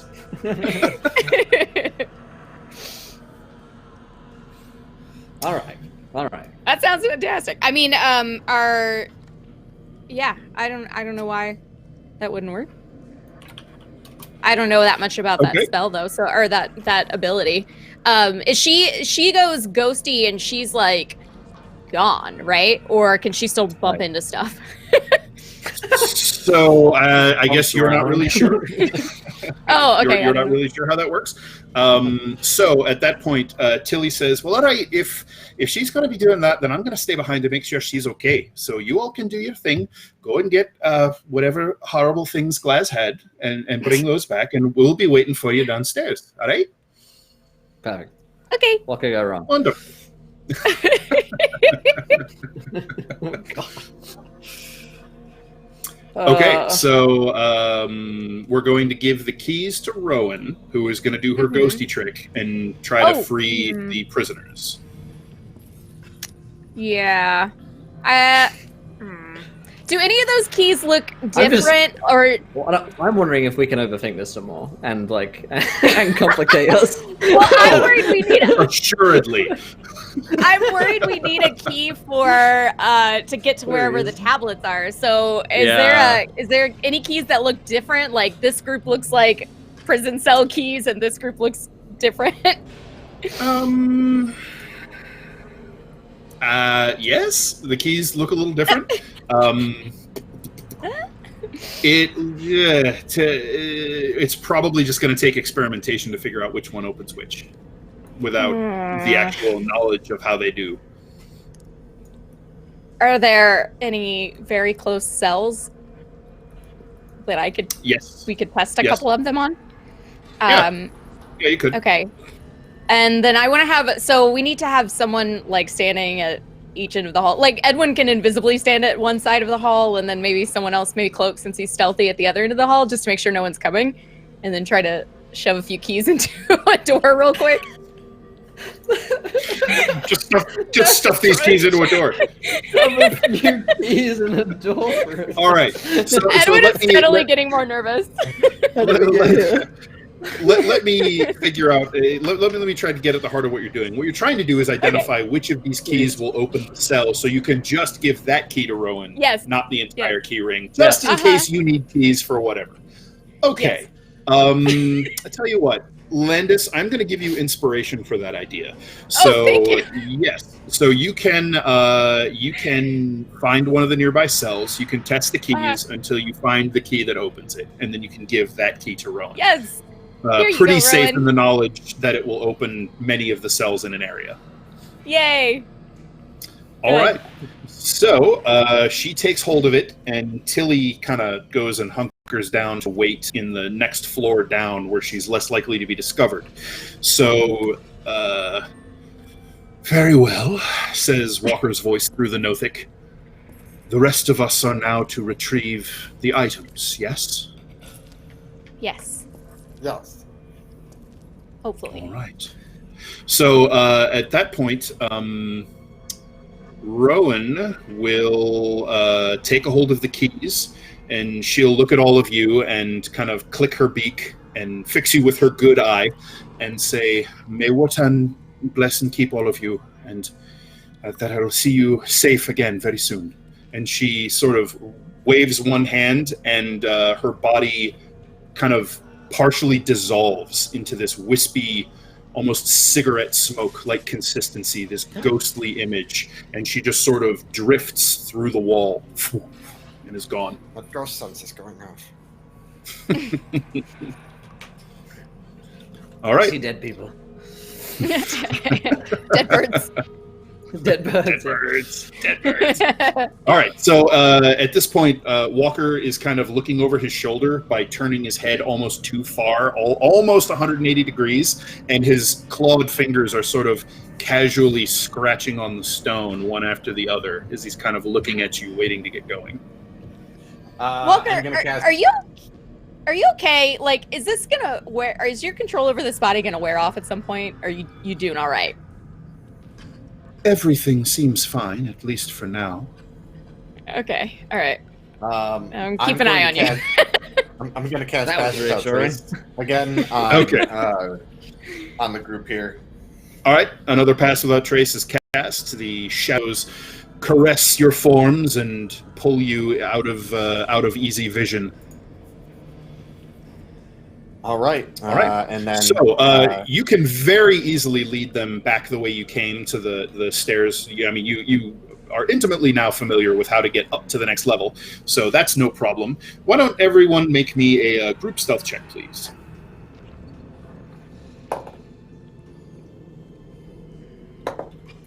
God damn it. Ooh, there we go. 32. 25. Yeah. Damn. How do we do there, Mr. Disadvantage? 2 plus 2 is 4 plus 10. No. 14. 14. Saved us. Okay. All right. All right. So that is good enough to get past the guards. You'd think I'd be like really Thanks good at to, D&D at this point, but I'm getting worse. All right, so the magic of Niemheim cloaks your loud-ass friend, and that's enough to ensure that you're all able to slip past the guards. Humming under my breath, clanking. Are they all I love drunk? that it's literally made of metal, and I'm like 18 times quieter than you. All right, so You all make your way up to the next level. You avoid the barracks, since that's probably not the direction you need to be going. At this point, Walker sort of looks around in the Nothic's body and then turns back to you, and he says, "We need to go up higher still. It is." He kind of settles back on his haunches in like a little squat crouch, and the pupil narrows down to a little black pinpoint again. "It's a library. I can feel that much. A smaller area than this. Not the main keep, or at least one of the upper floors." Okay. I will. Can I roll survival? Sure. Okay. Trying to figure out where the I'm really hoping there's signs, but No, there are not. oh, Boy tablets this way. Is there like one of those emergency escape maps so I can find where the library is? All right, so I get another +3 to this, so 7. This will be a 19. Okay. All right. So using the prompting from Walker, you're able to at least get a pretty decent idea of where you should search. And with your stealth, you're all able to evade the guards that you can see coming, certainly because you're using Edwin to scout ahead invisibly. So he can warn you when patrols are on the way. And so you have basically plenty of time. You sort of slip your way past servants that are moving throughout the Citadel. Not too many functionaries at this time of night. Most of them, the administrative staff, have all gone home, or at least to their rooms if they stay in the Citadel themselves. And you're avoiding the areas that the more the more skilled or powerful sort of members of the Zobek army or the City Watch reside. So you're trying to stay as far away from them as possible. And the Griffin Knights, they're all outside. We're not going to worry about them right now. So you make your way up to a spiraling staircase up into one of the corner towers. It's terrifying when you say it that way. Oh yeah, it's fine. It's fine. There's no griffins in here. It's no big deal. So you make your way up the spiraling staircase after Edwin clears the way for you and makes sure that no one's waiting to surprise you on one of the upper landings. You make your way up to the 3rd floor, into a slightly more narrow hallway than was on the main floor of the Citadel, and you can see down at the end of it there's a double door with warm sort of looks like candle or lantern light kind of spilling under the cracks in the door. Mm-hmm. Can I ask Edwin to quietly become a small spider again and sneak under the door to see if anyone's in there? So he is not really that small. He's like tarantula sized. Oh, okay. Well, could he? Spiders flatten. Can he flatten under the door? Yeah. Can he flatten and then I push him through the door? He just goes flat and I just go. All right. So he looks a little bit dubiously at the gap under the doors, but he says, "I can try, boss." Okay. So he sort of flaps down, constricts himself into the form of a spider, and tries to wriggle in the gap under the door. And he rolls another 16. Damn. Give him a little push so I can get it. All right. So he has to kind of. You can't really see him, but he basically has to try and spider limbo his way under this door. But he manages it. You can sort of feel this warm prickle of his irritation and exertion as he tries to force his body underneath this very narrow gap, but he manages it. And you sort of ride his senses and look through his many eyes as he emerges into the library itself. So you see dark wood, polished brass. The floor is softened with these sort of worn, but they were once very, very nice carpets. And you can see there's several lamps on tables burning merrily that brightly light the room. There are stacks of papers and scrolls sort of orderly over to one side of one of the reading tables. There are several books. Many of them are open or marked. And there is a figure seated at the far side of one of these long reading tables with both of his hands, kind of his palms flat on the table, and he's leaning over this opened leather covering and this lead folio with these brass sheets. And you can feel the sight of them sort of stab at your familiar's eyes, and he flinches and kind of looks away and doesn't look directly at them. Okay, I'm gonna whisper to my group that that wizard guy's in there reading them. So. Okay. What kind of Yeah, fun? gotta knock him out or something, man. Let's just murder him. Maybe, yeah, absolutely, just straight up. I mean, we're far I mean, away from everyone. If we do it quick and quietly, maybe we can get this. He's a wizard that can read void tablets. Do you really think we can do it that quickly and quietly? Yeah. Well, Okay. you know, I have this tentacle thing that sometimes can stop people from moving very fast. Unless So, you- you know, worst case, I latch on my tentacles. And, you know, that's an option. It's Yeah. actually not the worst case. That's like the best case. I mean, the one thing that we could do is we could try to knock him out. I'd rather kill him because he's reading the void tablets. He's probably already corrupted. So if we can knock him No. out, then we can kill him as well. You know, it's not mutually exclusive. Although, of course, murdering him does exclude the opportunity for anything else. So I don't want to maybe keep we him should just knock him out. alive. I don't really want to keep him alive either. I feel weird about letting Glass live. I mean, you know what I mean. You know what I mean. You all know what I mean. Rita's No. true motives revealed. I'm just saying. Why are we He's here? a heretic. He's kind of a heretic, guys. I mean, I'm fine Everyone's a having heretic. one. Everyone has one heretic friend. Glass is my free pass. Okay, so we need to, just. I still kill feel him. weird about it. But this guy, definitely kill. Okay. Is the door unlocked by chance? Well, that is impossible to say from here. You want to go up and investigate it? Yeah, sure. Okay. Stealthily. So you basically want to try the door. Yeah, very stealthily. To see if Okay. it's if I can slightly move the handle and see if it opens. So, all right. Go ahead and make me a stealth check with disadvantage. All right, Dan. I see how this is gonna go. Oh, you don't yet, but you will. I got a 19. 19's pretty good. 19 is pretty darn good.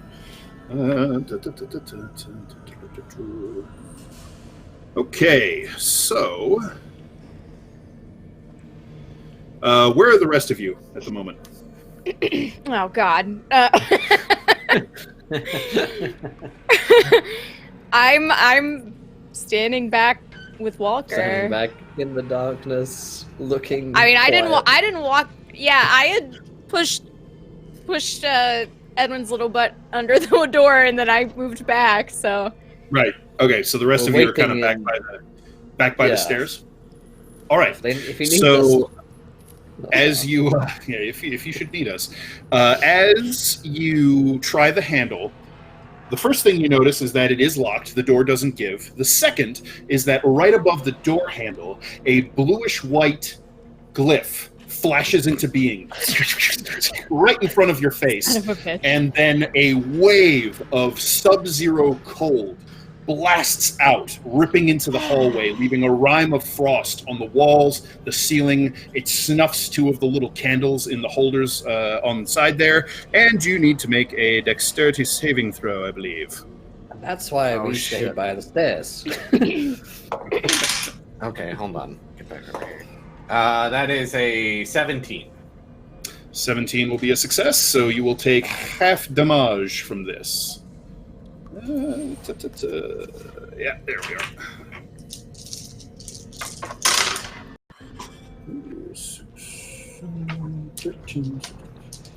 So you take 10 points of cold damage. All right.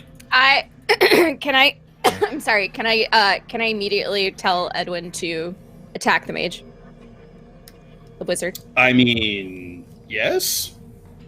Okay. Why don't we roll some initiative then? Yeah, I think it's time for initiative.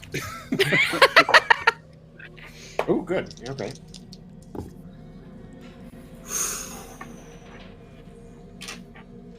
All right. Oh.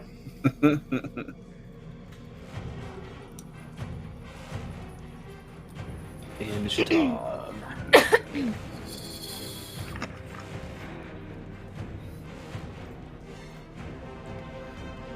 All right. Who would have thought the paranoid mage would have been at the top of the tower? I mean, anyone who listened, I would think. All right, so let's see here. How did we do Cloak? What's your initiative? 18. Nice. Is Edwin? Tilly with Sorry, us? Landis. Tilly is not. I Okay. have a 17. Oh, wow. All right. So Cloak is 18. How'd you do, Riodan? 17. Ooh, so who would like to go first between Cloak or, Riodan or Landis? I would say Landis to go first. All right. I'm more Riodan's close on enough to go. 17. And...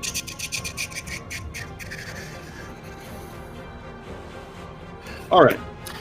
So, first things first, I'm going to make a stealth check for the imp.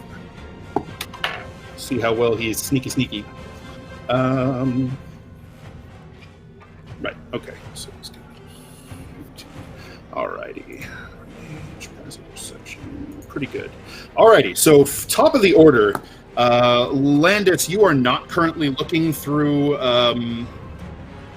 Edwin's eyes because you were watching Cloak, I imagine, right? Right. Right. Okay, so the first thing But as soon as that glyph went off, I told him to attack. Right. So the first thing that will happen is you feel through your telepathic link with Edwin, him say, "Shit, boss, he knows you're here." Yeah, I know. So I said, get him. All right. Cloak, your turn. I am gonna have my crowbar out, and I'm gonna pry the door open. Okay, go ahead and I think make me a strength check with advantage. All right. Nat 20. Woo! All right. You drive the sharp end of the crowbar in between the doors and lever it hard. And as you do, your cloak lashes out, braces against the door frame, and gives you an extra push. And with a splintering of metal, the doors pop open. And you look up to see the figure of that wizard. It's a human male, probably in his late 40s. His hair is kind of salt and pepper and pulled back away from his face. His face is kind of deeply lined, and he's standing in front, behind the table, holding his hands together, and you can see this mote of bluish-white energy and frost swirling around between his hands, and he grins when you open the door and speaks one word of arcane power. Verthas! And a cone of absolute freezing cold that he had readied rips out across the hallway and just blows through all of you. So I need everybody to make a Constitution saving throw, I believe. Okay. 12. 11. DC is 14. 23. That'll do. Damn. Do remember that anyone who is close to Riodan gets a bonus on their saving throw, I think. You have orb protection. Yeah, you're right. D&D Beyond to the rescue. Tell me it's +2. It's your charisma 3. bonus.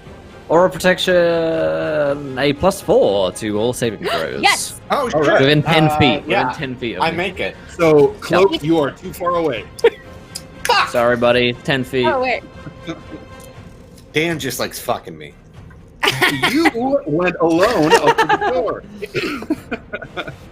Ooh. Ugh, not a great roll, though. All right, so everybody who failed takes 29 points of cold damage. All right. All right. Edwin is actually going to be out of the range because he went up. So he is thankfully far enough up that he is not flash frozen. So that's nice. All right. So that was his ready to action. Cloak, you want to take the rest of your turn? Yeah. I would love to move in. And now, like, flip up a table and take cover. If I'm able to do that. Yes, you can use your action to create some cover. Sure. Okay. Well, I used my action to bust open the door, didn't I? Or was that a bonus action? Yeah, it was probably an action. So you can take some cover, but you can't flip the table over. So you can get half cover. Okay. Let me see something real quick. I want to know. I am going to take out one of my superior healing potions and have that ready for my next action. That you can do. Is it taking a potion an action or a bonus action? It's an action. Landis, your turn. Mm-hmm. Cool. Cool. Yeah, I'm just so concerned about this whole situation. You said Edwin was up top.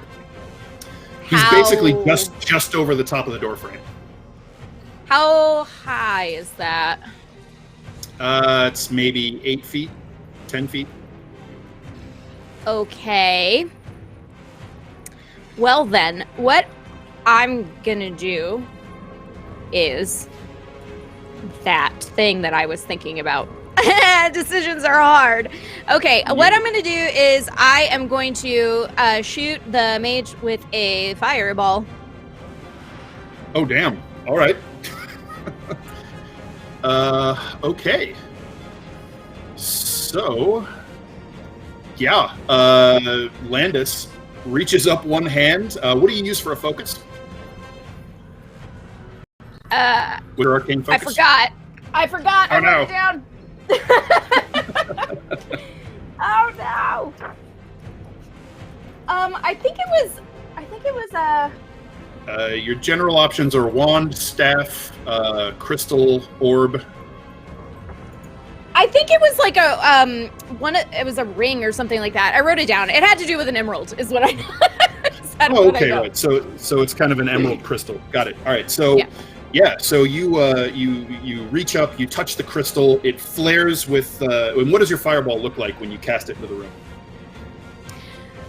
My fireball, again, everything seems to be tinged with like electricity in some way. So it's a fireball, but it's like sparking at the same time. It's not just fire. It is sparks are billowing off of it the whole time. So it looks shoot forward. It looks almost more like one of those sparkly kind of firework explosions when it goes off. Exactly. Sort of how it looks. Yep. All right. So this this incandescent bead of light fires out from Landis's hand, streaks straight toward the mage, whose eyes widen uncomfortably. And he is going to burn his reaction, make a warding gesture in the air, and your fireball fizzles. I hate this game. Counterspells you. Wait, didn't he use his reaction to hold Oh, his you're action right. again. You're absolutely right. He burnt his reaction. So he brings his hands up, trying to unweave the magic, but there's just no time. So he's going to go ahead and make a dexterity saving throw, as is someone else that you actually couldn't see at the time. It's okay. Oh, wow! They both passed. Wow, they rolled really good. That's a 19 and a 20. Sweet. So go ahead and roll me some damage. 8d6. Yep. I'm doing it. Hold on. Yes. Oh, and it's 9 because I. Uh-oh. Oh, okay. Yeah. 96. 1, 2, 3, 4, 5, 6.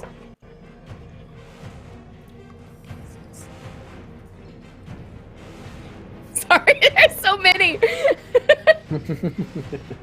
1, 2, 3, 4, 5, 6, 7, 8. One more.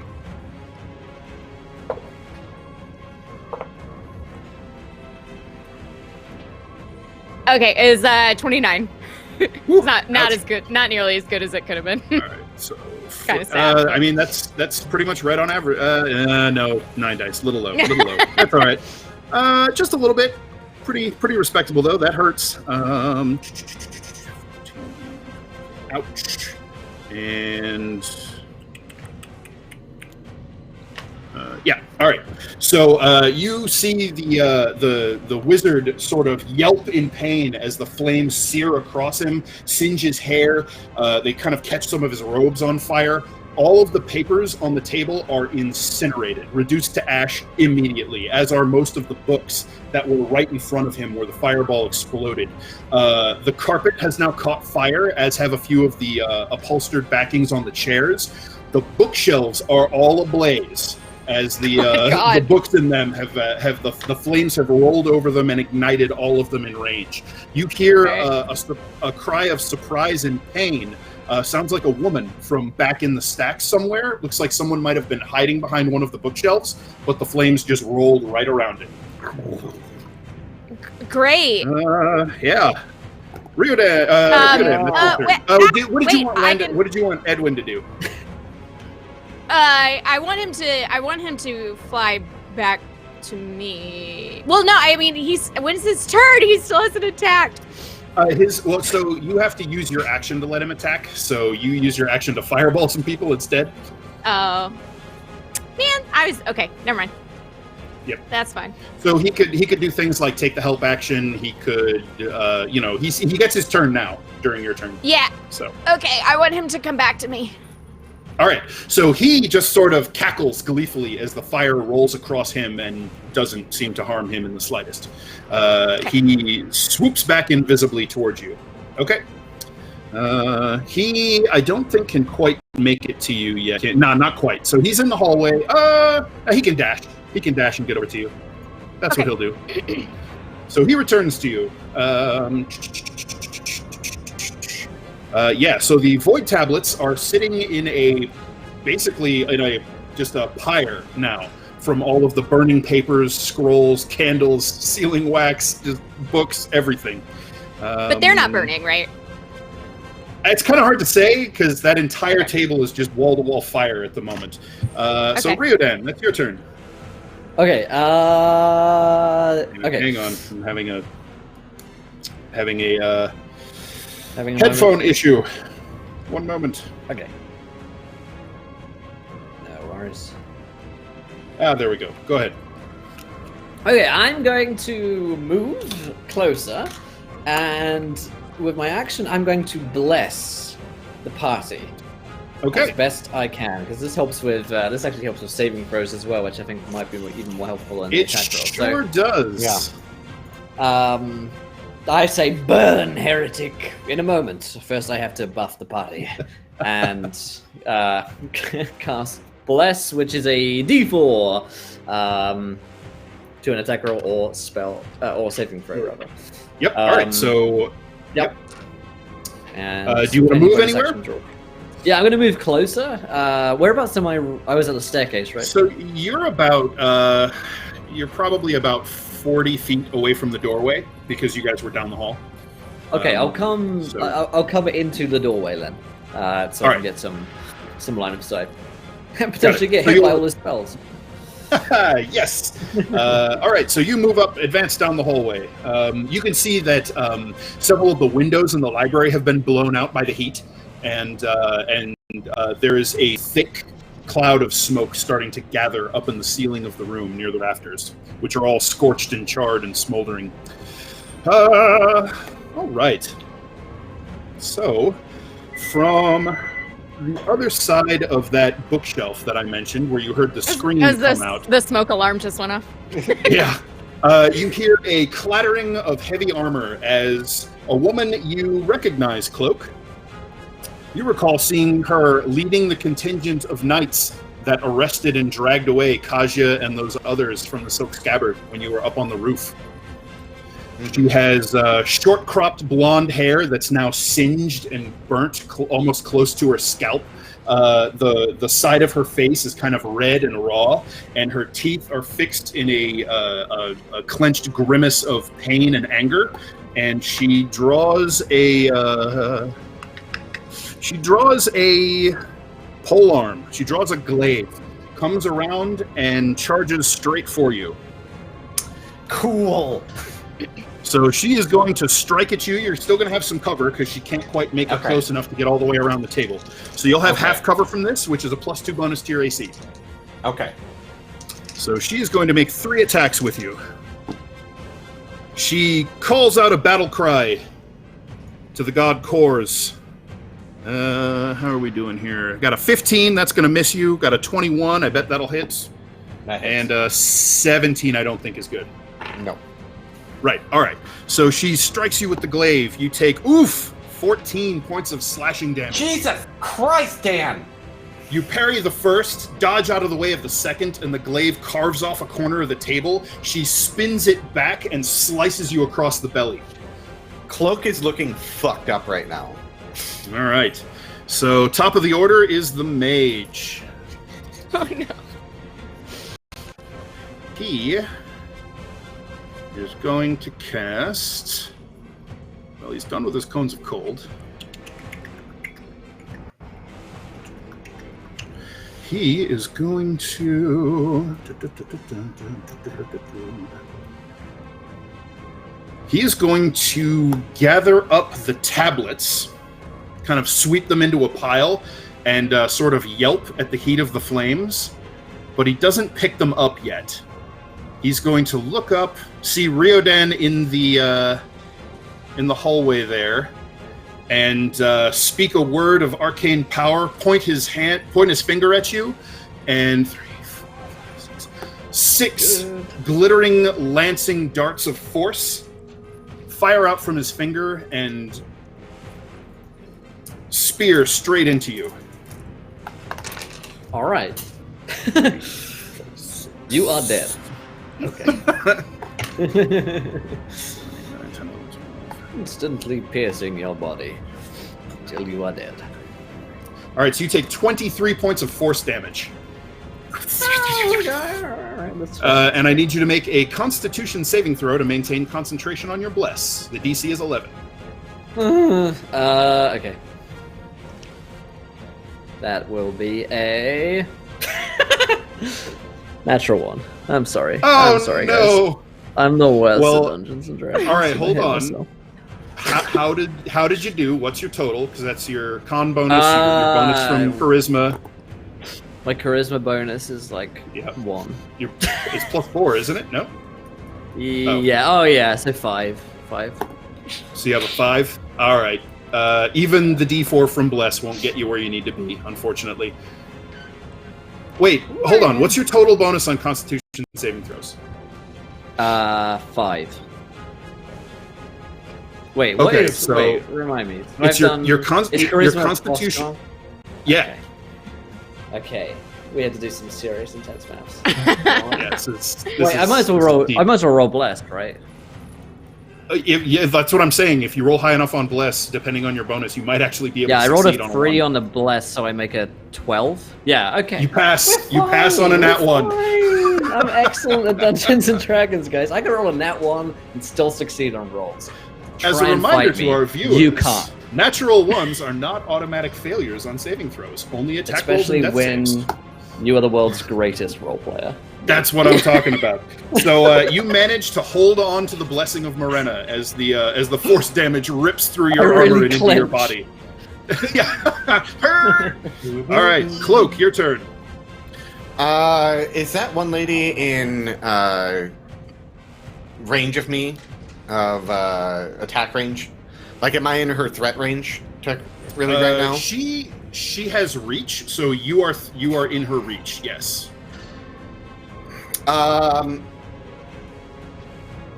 Okay, there's something I want to do. I want to pull out I have the healing potion out. The superior healing potion. I'm going to chug it, and then I'm gonna throw it to the ground, and then go invisibility, and then cast Ethereal Jaunt. Is that a bonus action? It is. Okay. And, all right. And I'm going to move, and I kind of want to make a deception out of it, but I don't know if that's going to work. And then first things first. Go ahead and roll your healing potion. Okay. What is a superior healing potion?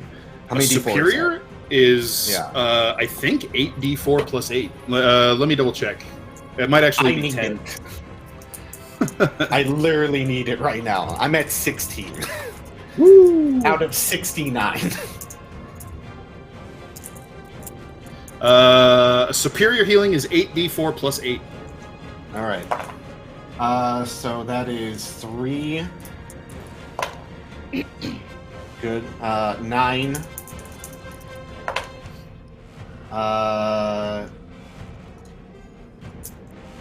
12.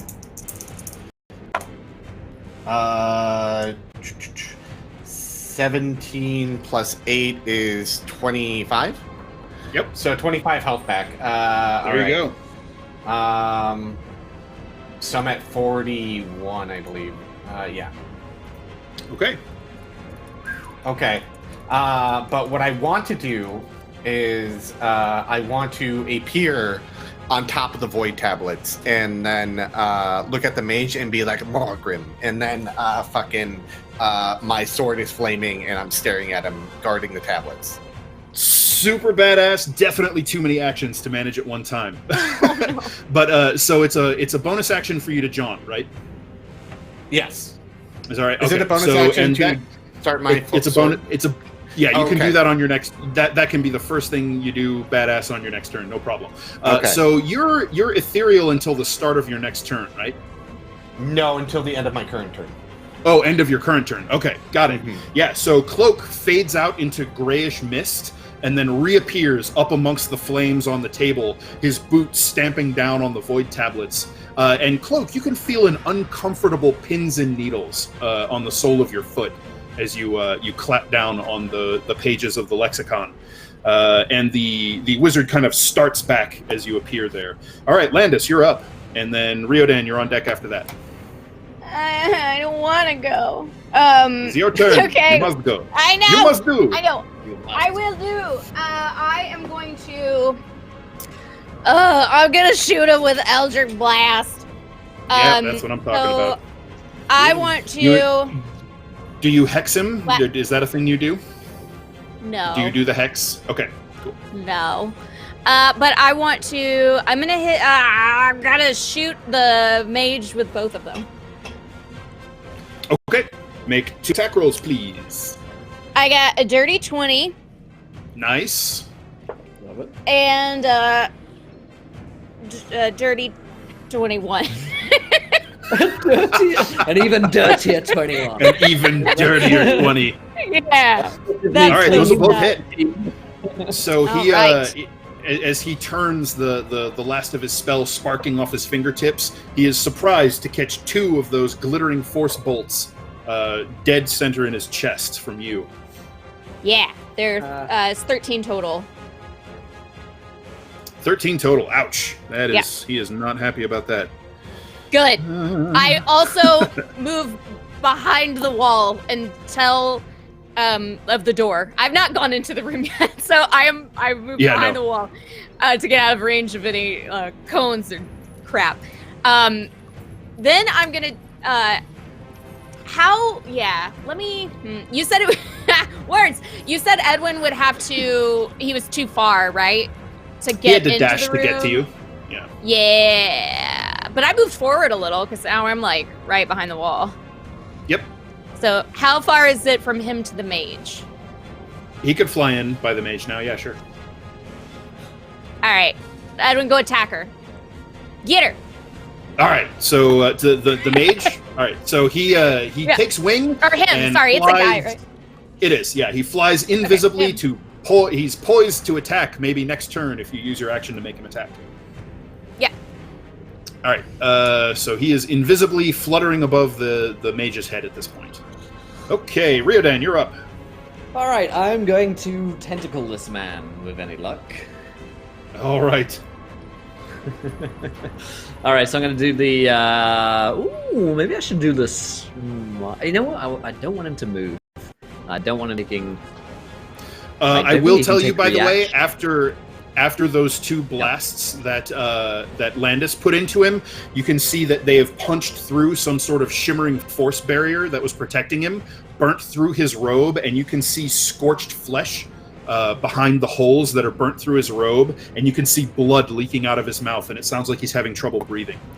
So, in mechanical terms, he is bloodied. Excellent. All right, I'm going to. I forgot I have extra attacks, so I'm going to hit him twice, and we'll Oh save boy! the All right. proper tentacles So- for later. 'Cause Got it. So you fine. run up with the sanguine lash and begin just striking at him with the flowing barbed tendrils of blood. Get him. All right, that first roll is it's +7. It's an 11. Man, that was rough. Plus your D4. Plus Plus my your D4. Yep. I'm so good at remembering things. +4 is maths. So there you go. 15. Thank you. I know how to do All that. right. So a 15, your lash is snapping and uncoiling. The barb's heading straight for his throat, and he yelps, throws his hand to the side, and a glittering disc of force deflects your strike. Oh, you. So you can make your gonad. second All attack. right. Second attack is going to be. That's probably going to be a hit. And 8 + 7 is 15, + 3 is 18. Ladies and gentlemen, you're welcome. I did math. That is including your D4? Is including my D4. All right, so unfortunately, with his shield up, his armor class is 20, so that one is likewise deflected by the shimmering disc of force he threw up in front of him at the last second. Okay, So, yes. So he lives another turn-ish. Oh man, this is like hour 10 of role-playing games, and the rolls. Oh no! My luck has been spent. Oh no! All right, so all right. that's your turn? But you're in his face. Yeah, I'm trying to threatening think the my crap bon- out of him now. Yeah, my bonus actions are just kind of not worth using at this point. All right. Yep. So Lead an attack. not him yet. All right, the paladin calling down the wrath of Kors will. I guess she's going to turn to deal with Riodan since the gnome pieced out. Hit me. She's I going got to heavy armor. And... strike at you. Yes. Oh God! When she sees you, yeah, her face becomes a mask of righteous fury, and she screams out at the top of her lungs, "Die!" Paladin versus Paladin. Paladin versus kind of Paladin. all up in your space. So armor class of, I think 2 of them are going to miss. I think a 21 will hit you. 21 will hit. Yeah. All right, so you deflect 1 off of your armored pauldron. You kind of bring the lash up, snap it around the haft of the glaive, and spoil her aim for the second. The third one, though, she kind of cross-checks you and then drives the glaive down into your leg. And you will take... Oof! Ow! It's a glancing blow, though. Only 5 points of slashing damage. Okay. Good. And she will call down the wrath of Kors. There's a flare of solar energy, and you take 5 points of radiant damage. All right. I'm gonna give that right back to her in a minute. All right. So that'll bring us back to the mage's turn, who is in a real bad way at the moment. So Cloak is standing on the tablets. He can't get a hold of those. Cloak, now that you're up there, by the way, you can see what you would instantly recognize as Glaz's backpack. Okay. Is sitting on the table, kind of smoldering amongst the flames at the moment. Okay. Yeah, I think this mage is going to cast a spell. He shimmers and vanishes. He is not gone, however. You suspect he became invisible, and you can hear his footsteps retreating. Do I get to take a reaction? You can't see him, so you can't take an opportunity attack against him. Okay. All right. So that's him peacing out for now. Cloak, your turn. Okay, so I'm on top of the tablet. Yep. Can I grab Glaz's bag and start wrapping up the tablet? Yes. I just want to ask if I can start doing that. Is the lantern there? Yes, it absolutely is. It's actually in the backpack. And if you want, you can gather the tablets are already gathered. The mage helped you out with that one, so you can scoop them up and put them in the backpack if you want. Can I put them in my haversack? Yes, absolutely. Okay. And then I put them in my haversack. If things are gonna go badly, I don't even want to tell you what I was gonna do. I take that, I get everything gathered up, and then I attempt to make it to the door to get the fuck out of here. Okay. You will. Because of where she is with the polearm, you will provoke an opportunity attack moving away from her because of her great reach. Oh, is she that fucking close? Yeah, because Ryoden ran up to engage the wizard who was right in front of you, and then she came up to fight him. So yeah, she can totally reach you right now.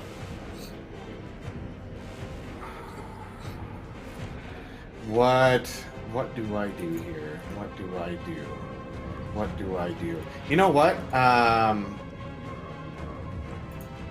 Let's have her use her reaction. And I'm gonna move. All right, she is definitely going to strike at you.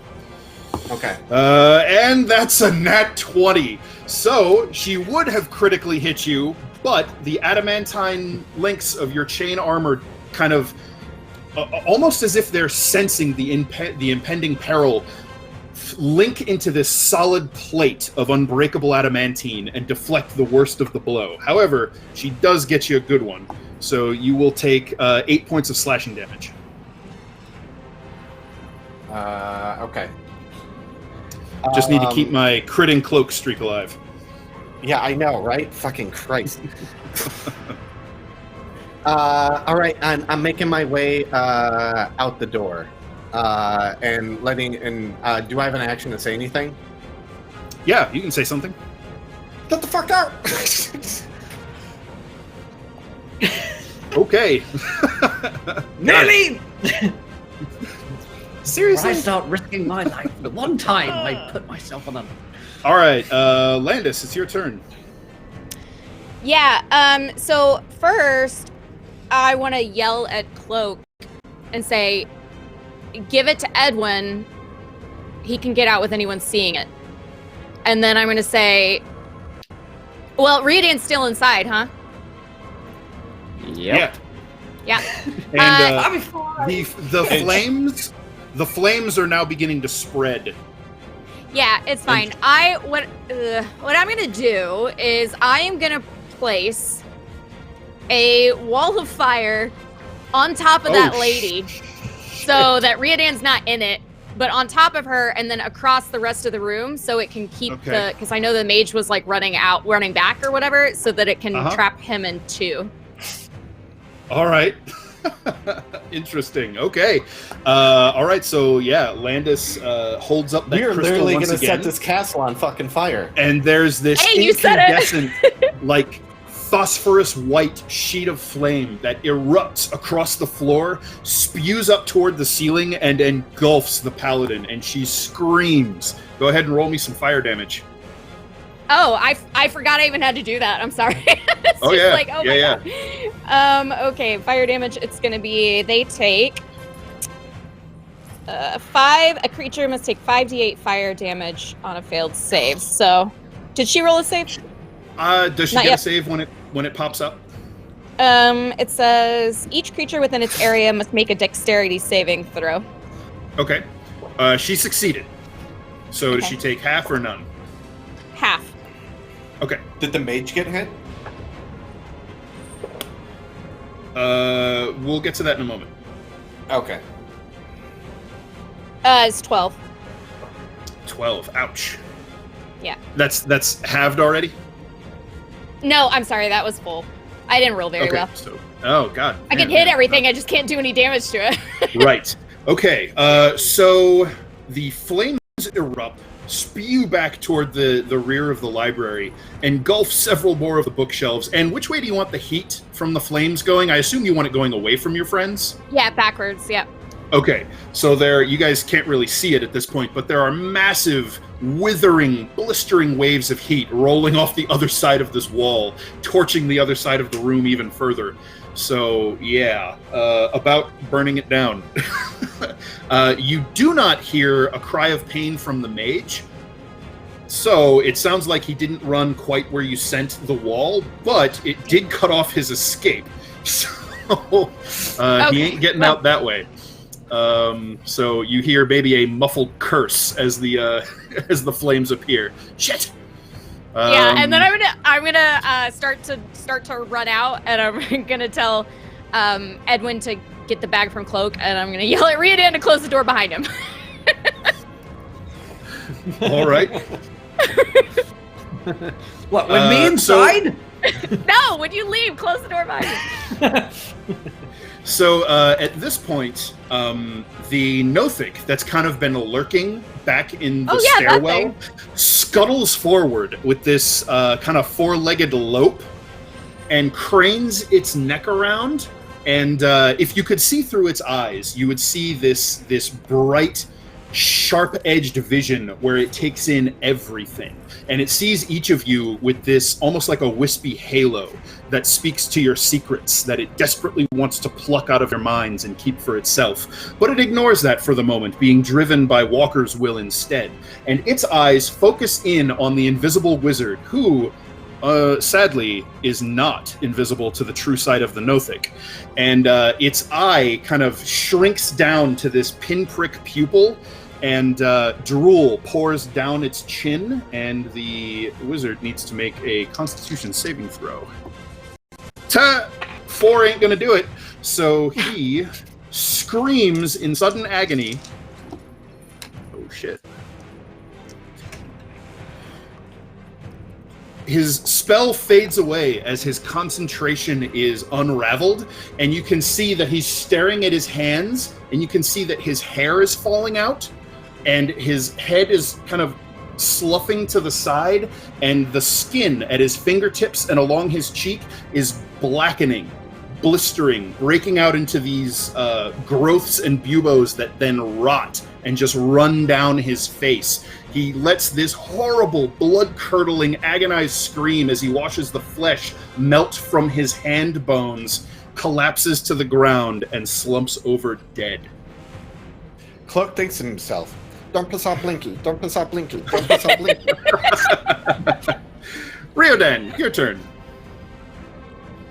I'm going to try and run and close the door behind me, as has been advised by my companions. As the paladin has used her reaction, she cannot strike at you as you run. So, yeah, you can use your action and your free interaction to close both of the double doors. I shout at her, "My God's better than yours!" and slam the door. All right. There we go. You know what? So- I'm gonna lay on some hands. I'm gonna give myself some hands. All right. Yeah. I'll let you do that. Yeah. So I the feel so good doors. right now. Mm. The doors, remember, they were broken open, so they're not really going to latch shut. Are you going to try and hold them closed, or just deal with that Question. for now? Yeah. Can we wedge the crowbar in the door? That's possible. Okay. Try doing that. Yeah.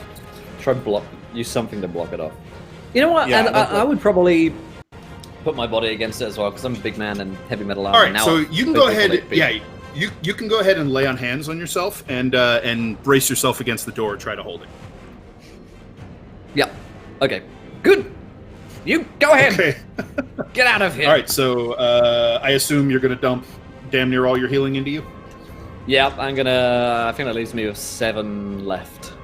Okay. Cool. So you hear a muffled cry of rage and agony from inside the room, and it's getting, like, for just a few seconds, steadily louder. And so you brace as you can tell that her heavy steps are hurling her toward the door. And then there is a monstrous impact. I would like you to make a strength check, please. Oh! Chat, give me your energy. I rolled a 4 plus my strength is 3, so I don't think this door is holding up. That's a 7. Plus your Headphone troubles again. Sorry, one moment. It's a strength All check, right. right? So it's Yep. D4? Strength. No, not on ability Shouldn't work checks. on that, no. Oh, Yeah. ability. Okay. Attack rolls and saving throws, so it's a 7. Okay. Why do I do things, chat? All right. Sorry. What was your result? My headphones are cutting out. 27. No, I'm kidding. It's a 7. Oh, a Just a 7. All right. So you brace yourself, but kind of to no avail as a just terrible impact crashes into the door, throws Ryoden forward off his balance. You kind of stagger and catch yourself, and the doors burst open, and you can see this half-burnt, sort of panting through clenched teeth, enraged paladin of the god of the sun standing in the doorway. So those doors are busted open. I say the but door that thing is- didn't work. It did take her action, so there you That's go. true. That's true. Also took mine. Yep. Well, All no. It like That's just true, yeah. no. It didn't eat your action. Yeah. So that's gonna be Mage is dead. We'll go ahead and take him off my initiative order. Get out of there. Cloak, your turn. How is this lady looking? I mean, she looks pissed off and a little banged up, but not particularly worse for wear. She Like, nobody's really been like people have not been. They've been focusing on the wizard, so she's taken some incidentals from magic and the like, but she hasn't gotten focused on yet, really. Okay, so who's in range of her right now? All of us again, or? Just Ryodan the Nothic, and I think that's it. Landis, you haven't moved away from the door yet, have you? Yeah, I ran out into the hall. Okay, yeah, you So ran back I in ran, the hall. Okay. or ran straight down the hall. So wait, did Edwin get the backpack? Did you give it to him? The bag? Last time? He didn't take it off of me, did he? Well, I told him to. Oh yeah, yeah. Are you gonna let Edwin take the satchel? Yeah. For a time All right. being. He kind of tugs Yeah. at it and gimme. Yeah, and so yeah, that never mind. So Go he's ahead. got it.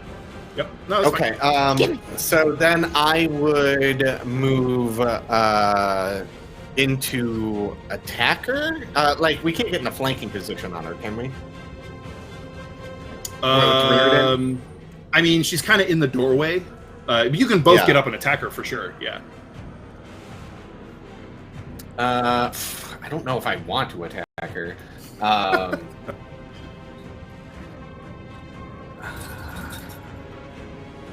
I'm trying to think it'd be best if we ran, but she'd just be right after us, like sounding the alarms. But I'm pretty sure everyone knows we're here. If we don't kill her, Yeah, she comes fuck it. back as a boss at the end of the season. That's the rule.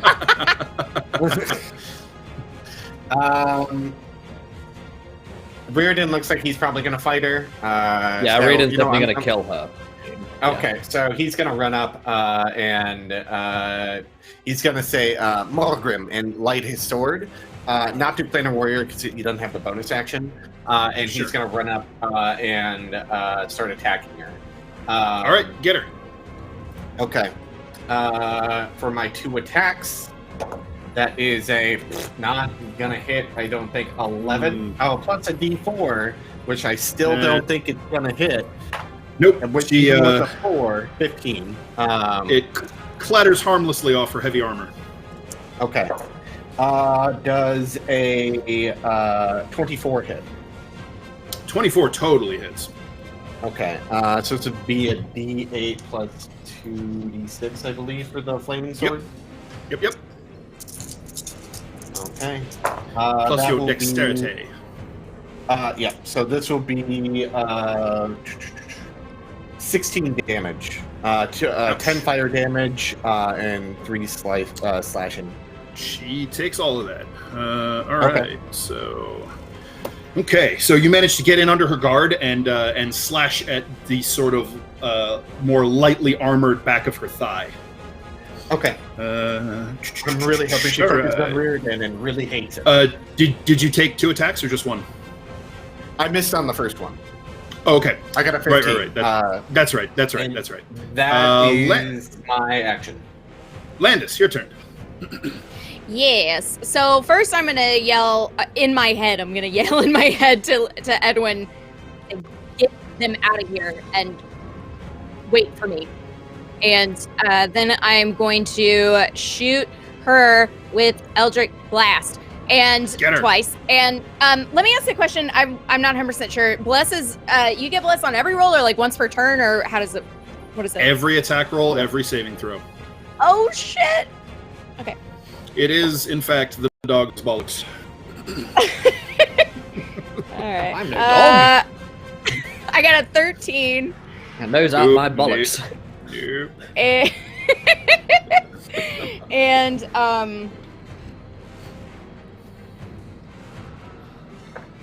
16. Is that including the D4 on both of those too?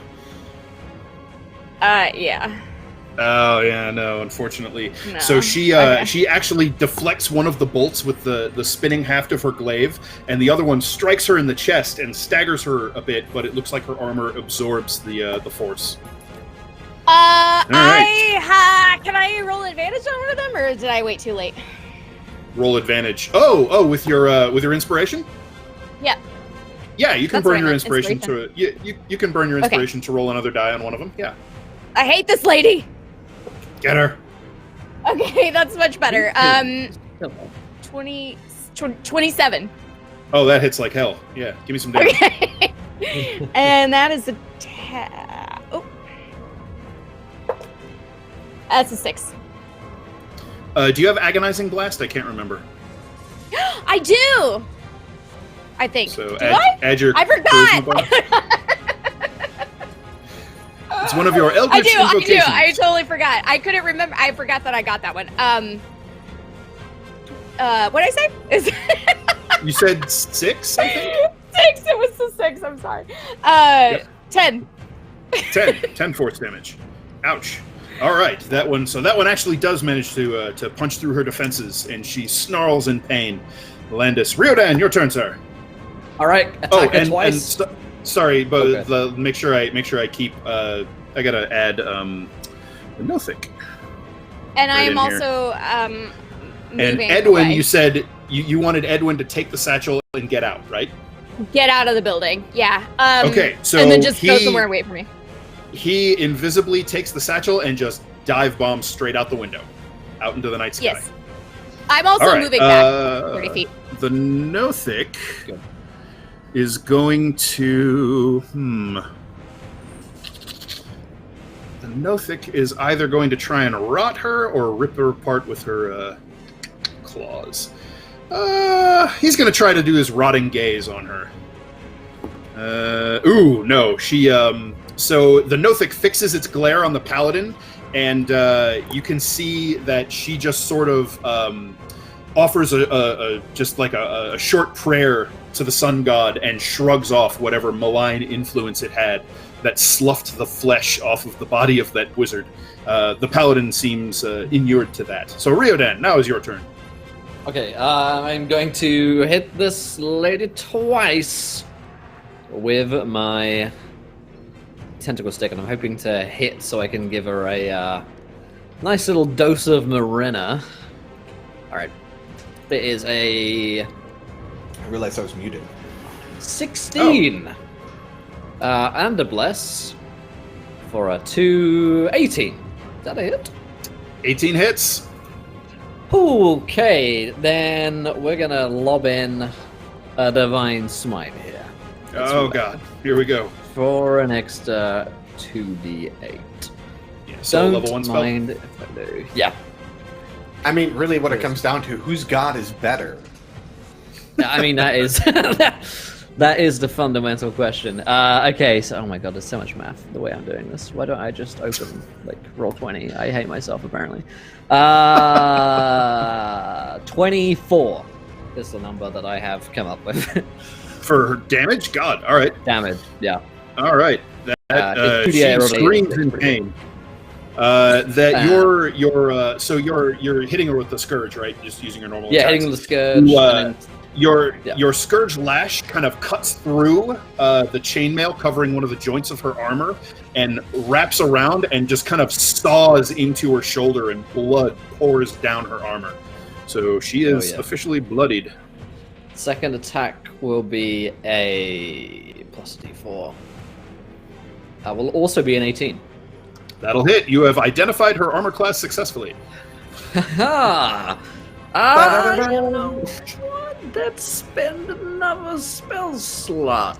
Yeah, let's spend the second level spell slot. There That'll you be go. more fun. Let's dump in another 3d8 onto there. Oh, damn! And then just a d6. Wow, 24 again. I rolled an 18 and a 24 twice, both in different combinations, but there you go. All right. Yeah, wow. So that's almost 50 damage in your go there. Woo.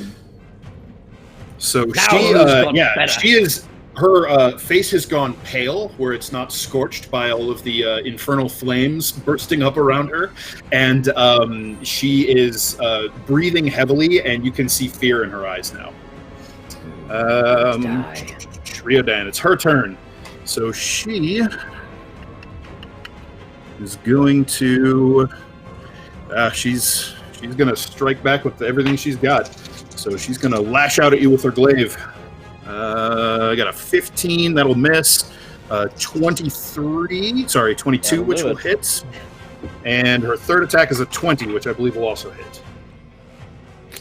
So she will strike you twice with the glaive for a total of 11 plus 8, 19 slashing damage.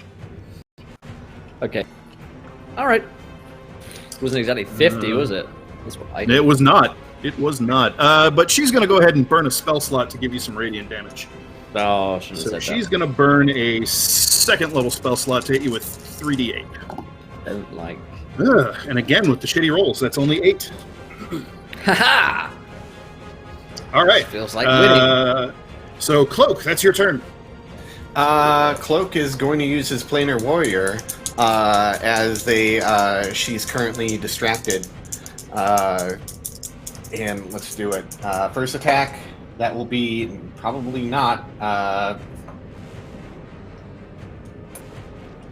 11? Nope. Definitely this one. This will be a 23. Oh, yeah, that'll hit. Okay, and this is for the Fire and Planar Warrior since I missed with the first attack. Yep. Sweet baby Jesus. Alright, this is 10 fire damage. 5 slashing. Oh, let me just add everything up as a total, Yep. anyways.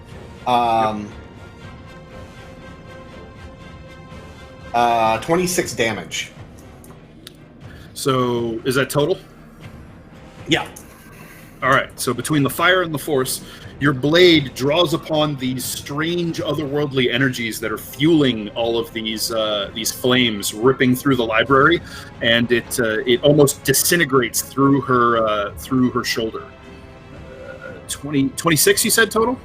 Yeah. Ouch. All right. Landis, it's your turn. Okay, I'm gonna again smash her right in the chest with that thing I do. Okay.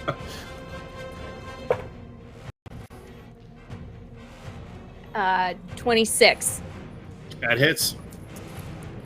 and a 15. That misses. Did you do your D4 Okay. on that? I did, yeah. Okay. All right. So give one me damage. hits, For one blast. 11. Oh shit. All right. Yeah. So that catches her right on the side of the face, and kind of snaps her back and off balance. Let's see.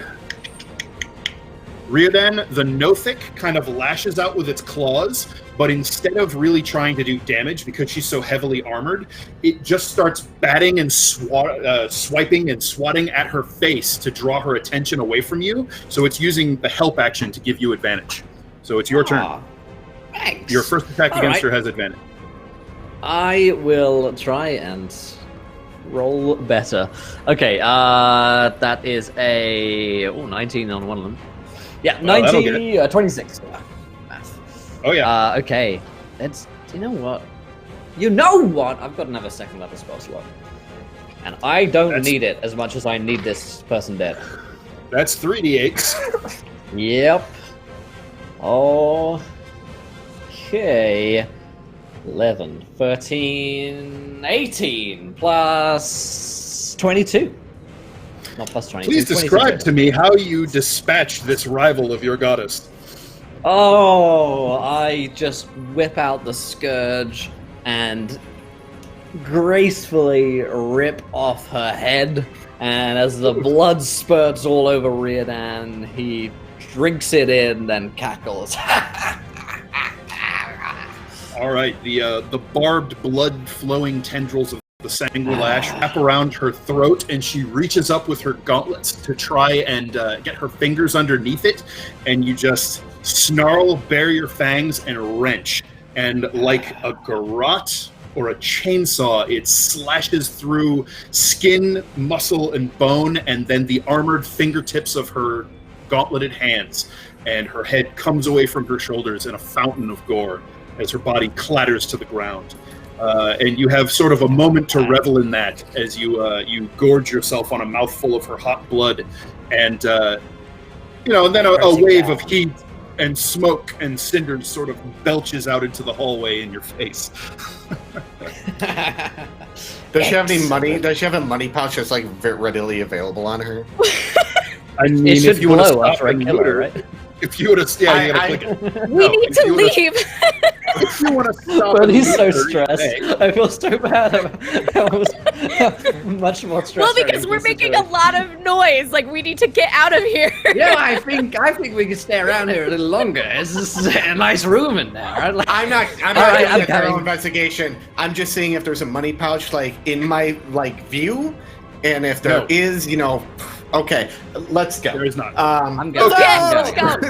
Please Cloak leave. is All right. running down the stairs, and I was we gotta have to make a distraction or something, or like we still have pass without trace. Like let's stealth. Yeah, the fuck out I of will. here. All right, As hold on. soon as Whoa. All right, you took a shitload of damage, Cloak. Okay. So you got to make me some Constitution saving throws. Okay, I'll do that. With bless. With bless, yeah. 22. Good. How many do you want me to make? How many times were you hit? I think it was. 3. Oh, all right. You took damage from the glyph, from the cone of cold, and then one shot from the glaive. So you passed the glyph. Now the cone of cold. This would be a 17. Let's see, 24. I believe that that fails. So the cone of cold got you. What the cone? No, the cone of cold was 22. I'm sorry. Yeah. Right. 17. 34. You're good. All right. Okay. Now the glaive hit. The glaive hit. The glaive hit. Okay. The glaive hit was 17. 22 is my first one for the cone of cold. Oh no. Okay. 17. Okay. Now you're this on is the glaive. hit. There was three. I was right. Okay. There was 3. Yep. Okay. I'm really hoping 8.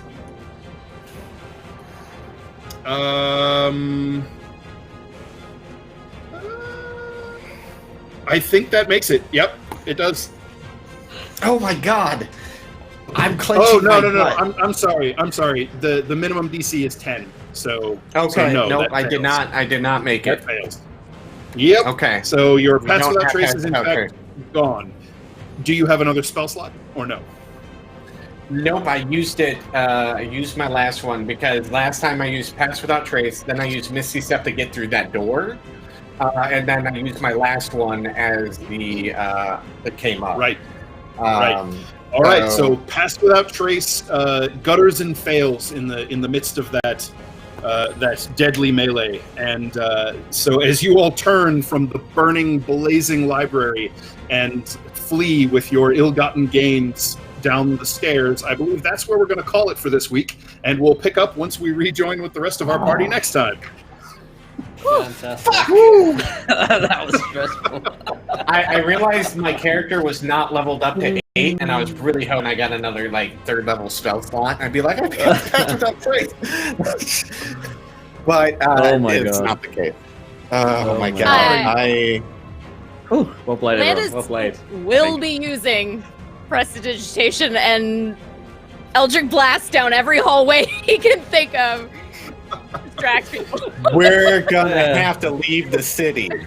I'm fairly Yeah, sure we're- of that.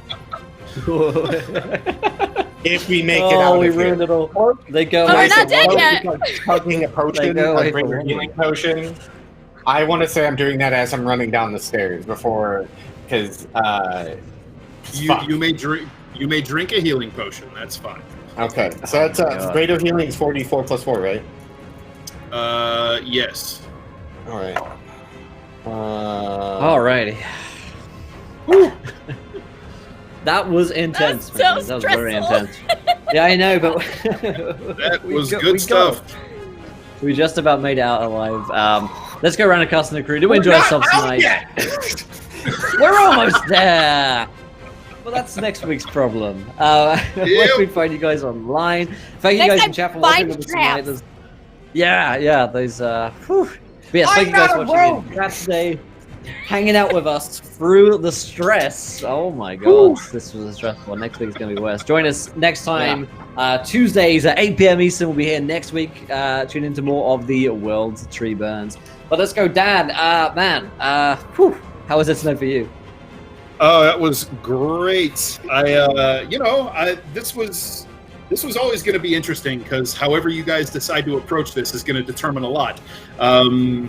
So we're in the thick of that now. So far, you have eliminated all witnesses, so we'll see how well you can do getting out of here. I can't wait to see what happens next week. I had a blast. Thank you guys. I'm Dan Dillon. You can find me on Twitter at Dan_Dillon_1. I'm a game designer at Wizards of the Coast on the D&D team. Fantastic stuff. Awesome. And McCloken, how was that tonight for you and Cloak? I'm McCloken. You might recognize me from such films as Leave No Witness Left Behind and 101 Ways to Make Money Quickly. I'm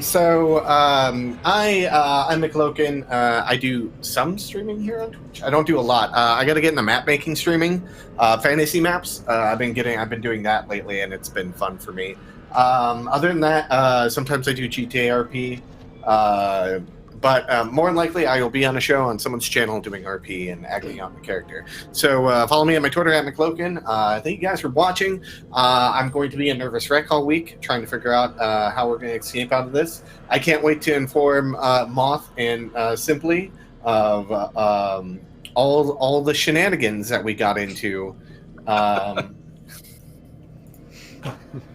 Yes. We did it. We did it, kind of. Did we? We did a Did we we? did a part of something. There was a paladin fight. We set the castle on fire. We accomplished My our God is the first best. goal. Yeah, that's true. We did prove that my god is the best, and that's My important. for me. God is an awesome God. Buddy, how stressful tonight was that for you and Landis? It was so stressful. That was my first real combat with Dan leading the combat, and it was terrifying and stressful. The whole episode trying to stay stealthy was so stressful, but oh man, Edwin is clutch. I love that little guy so much. So but it was fun. It was super fun. I'm proud of us. I didn't think we were going to be able to kill a mage. I was afraid he's going to be like a monster, but it was.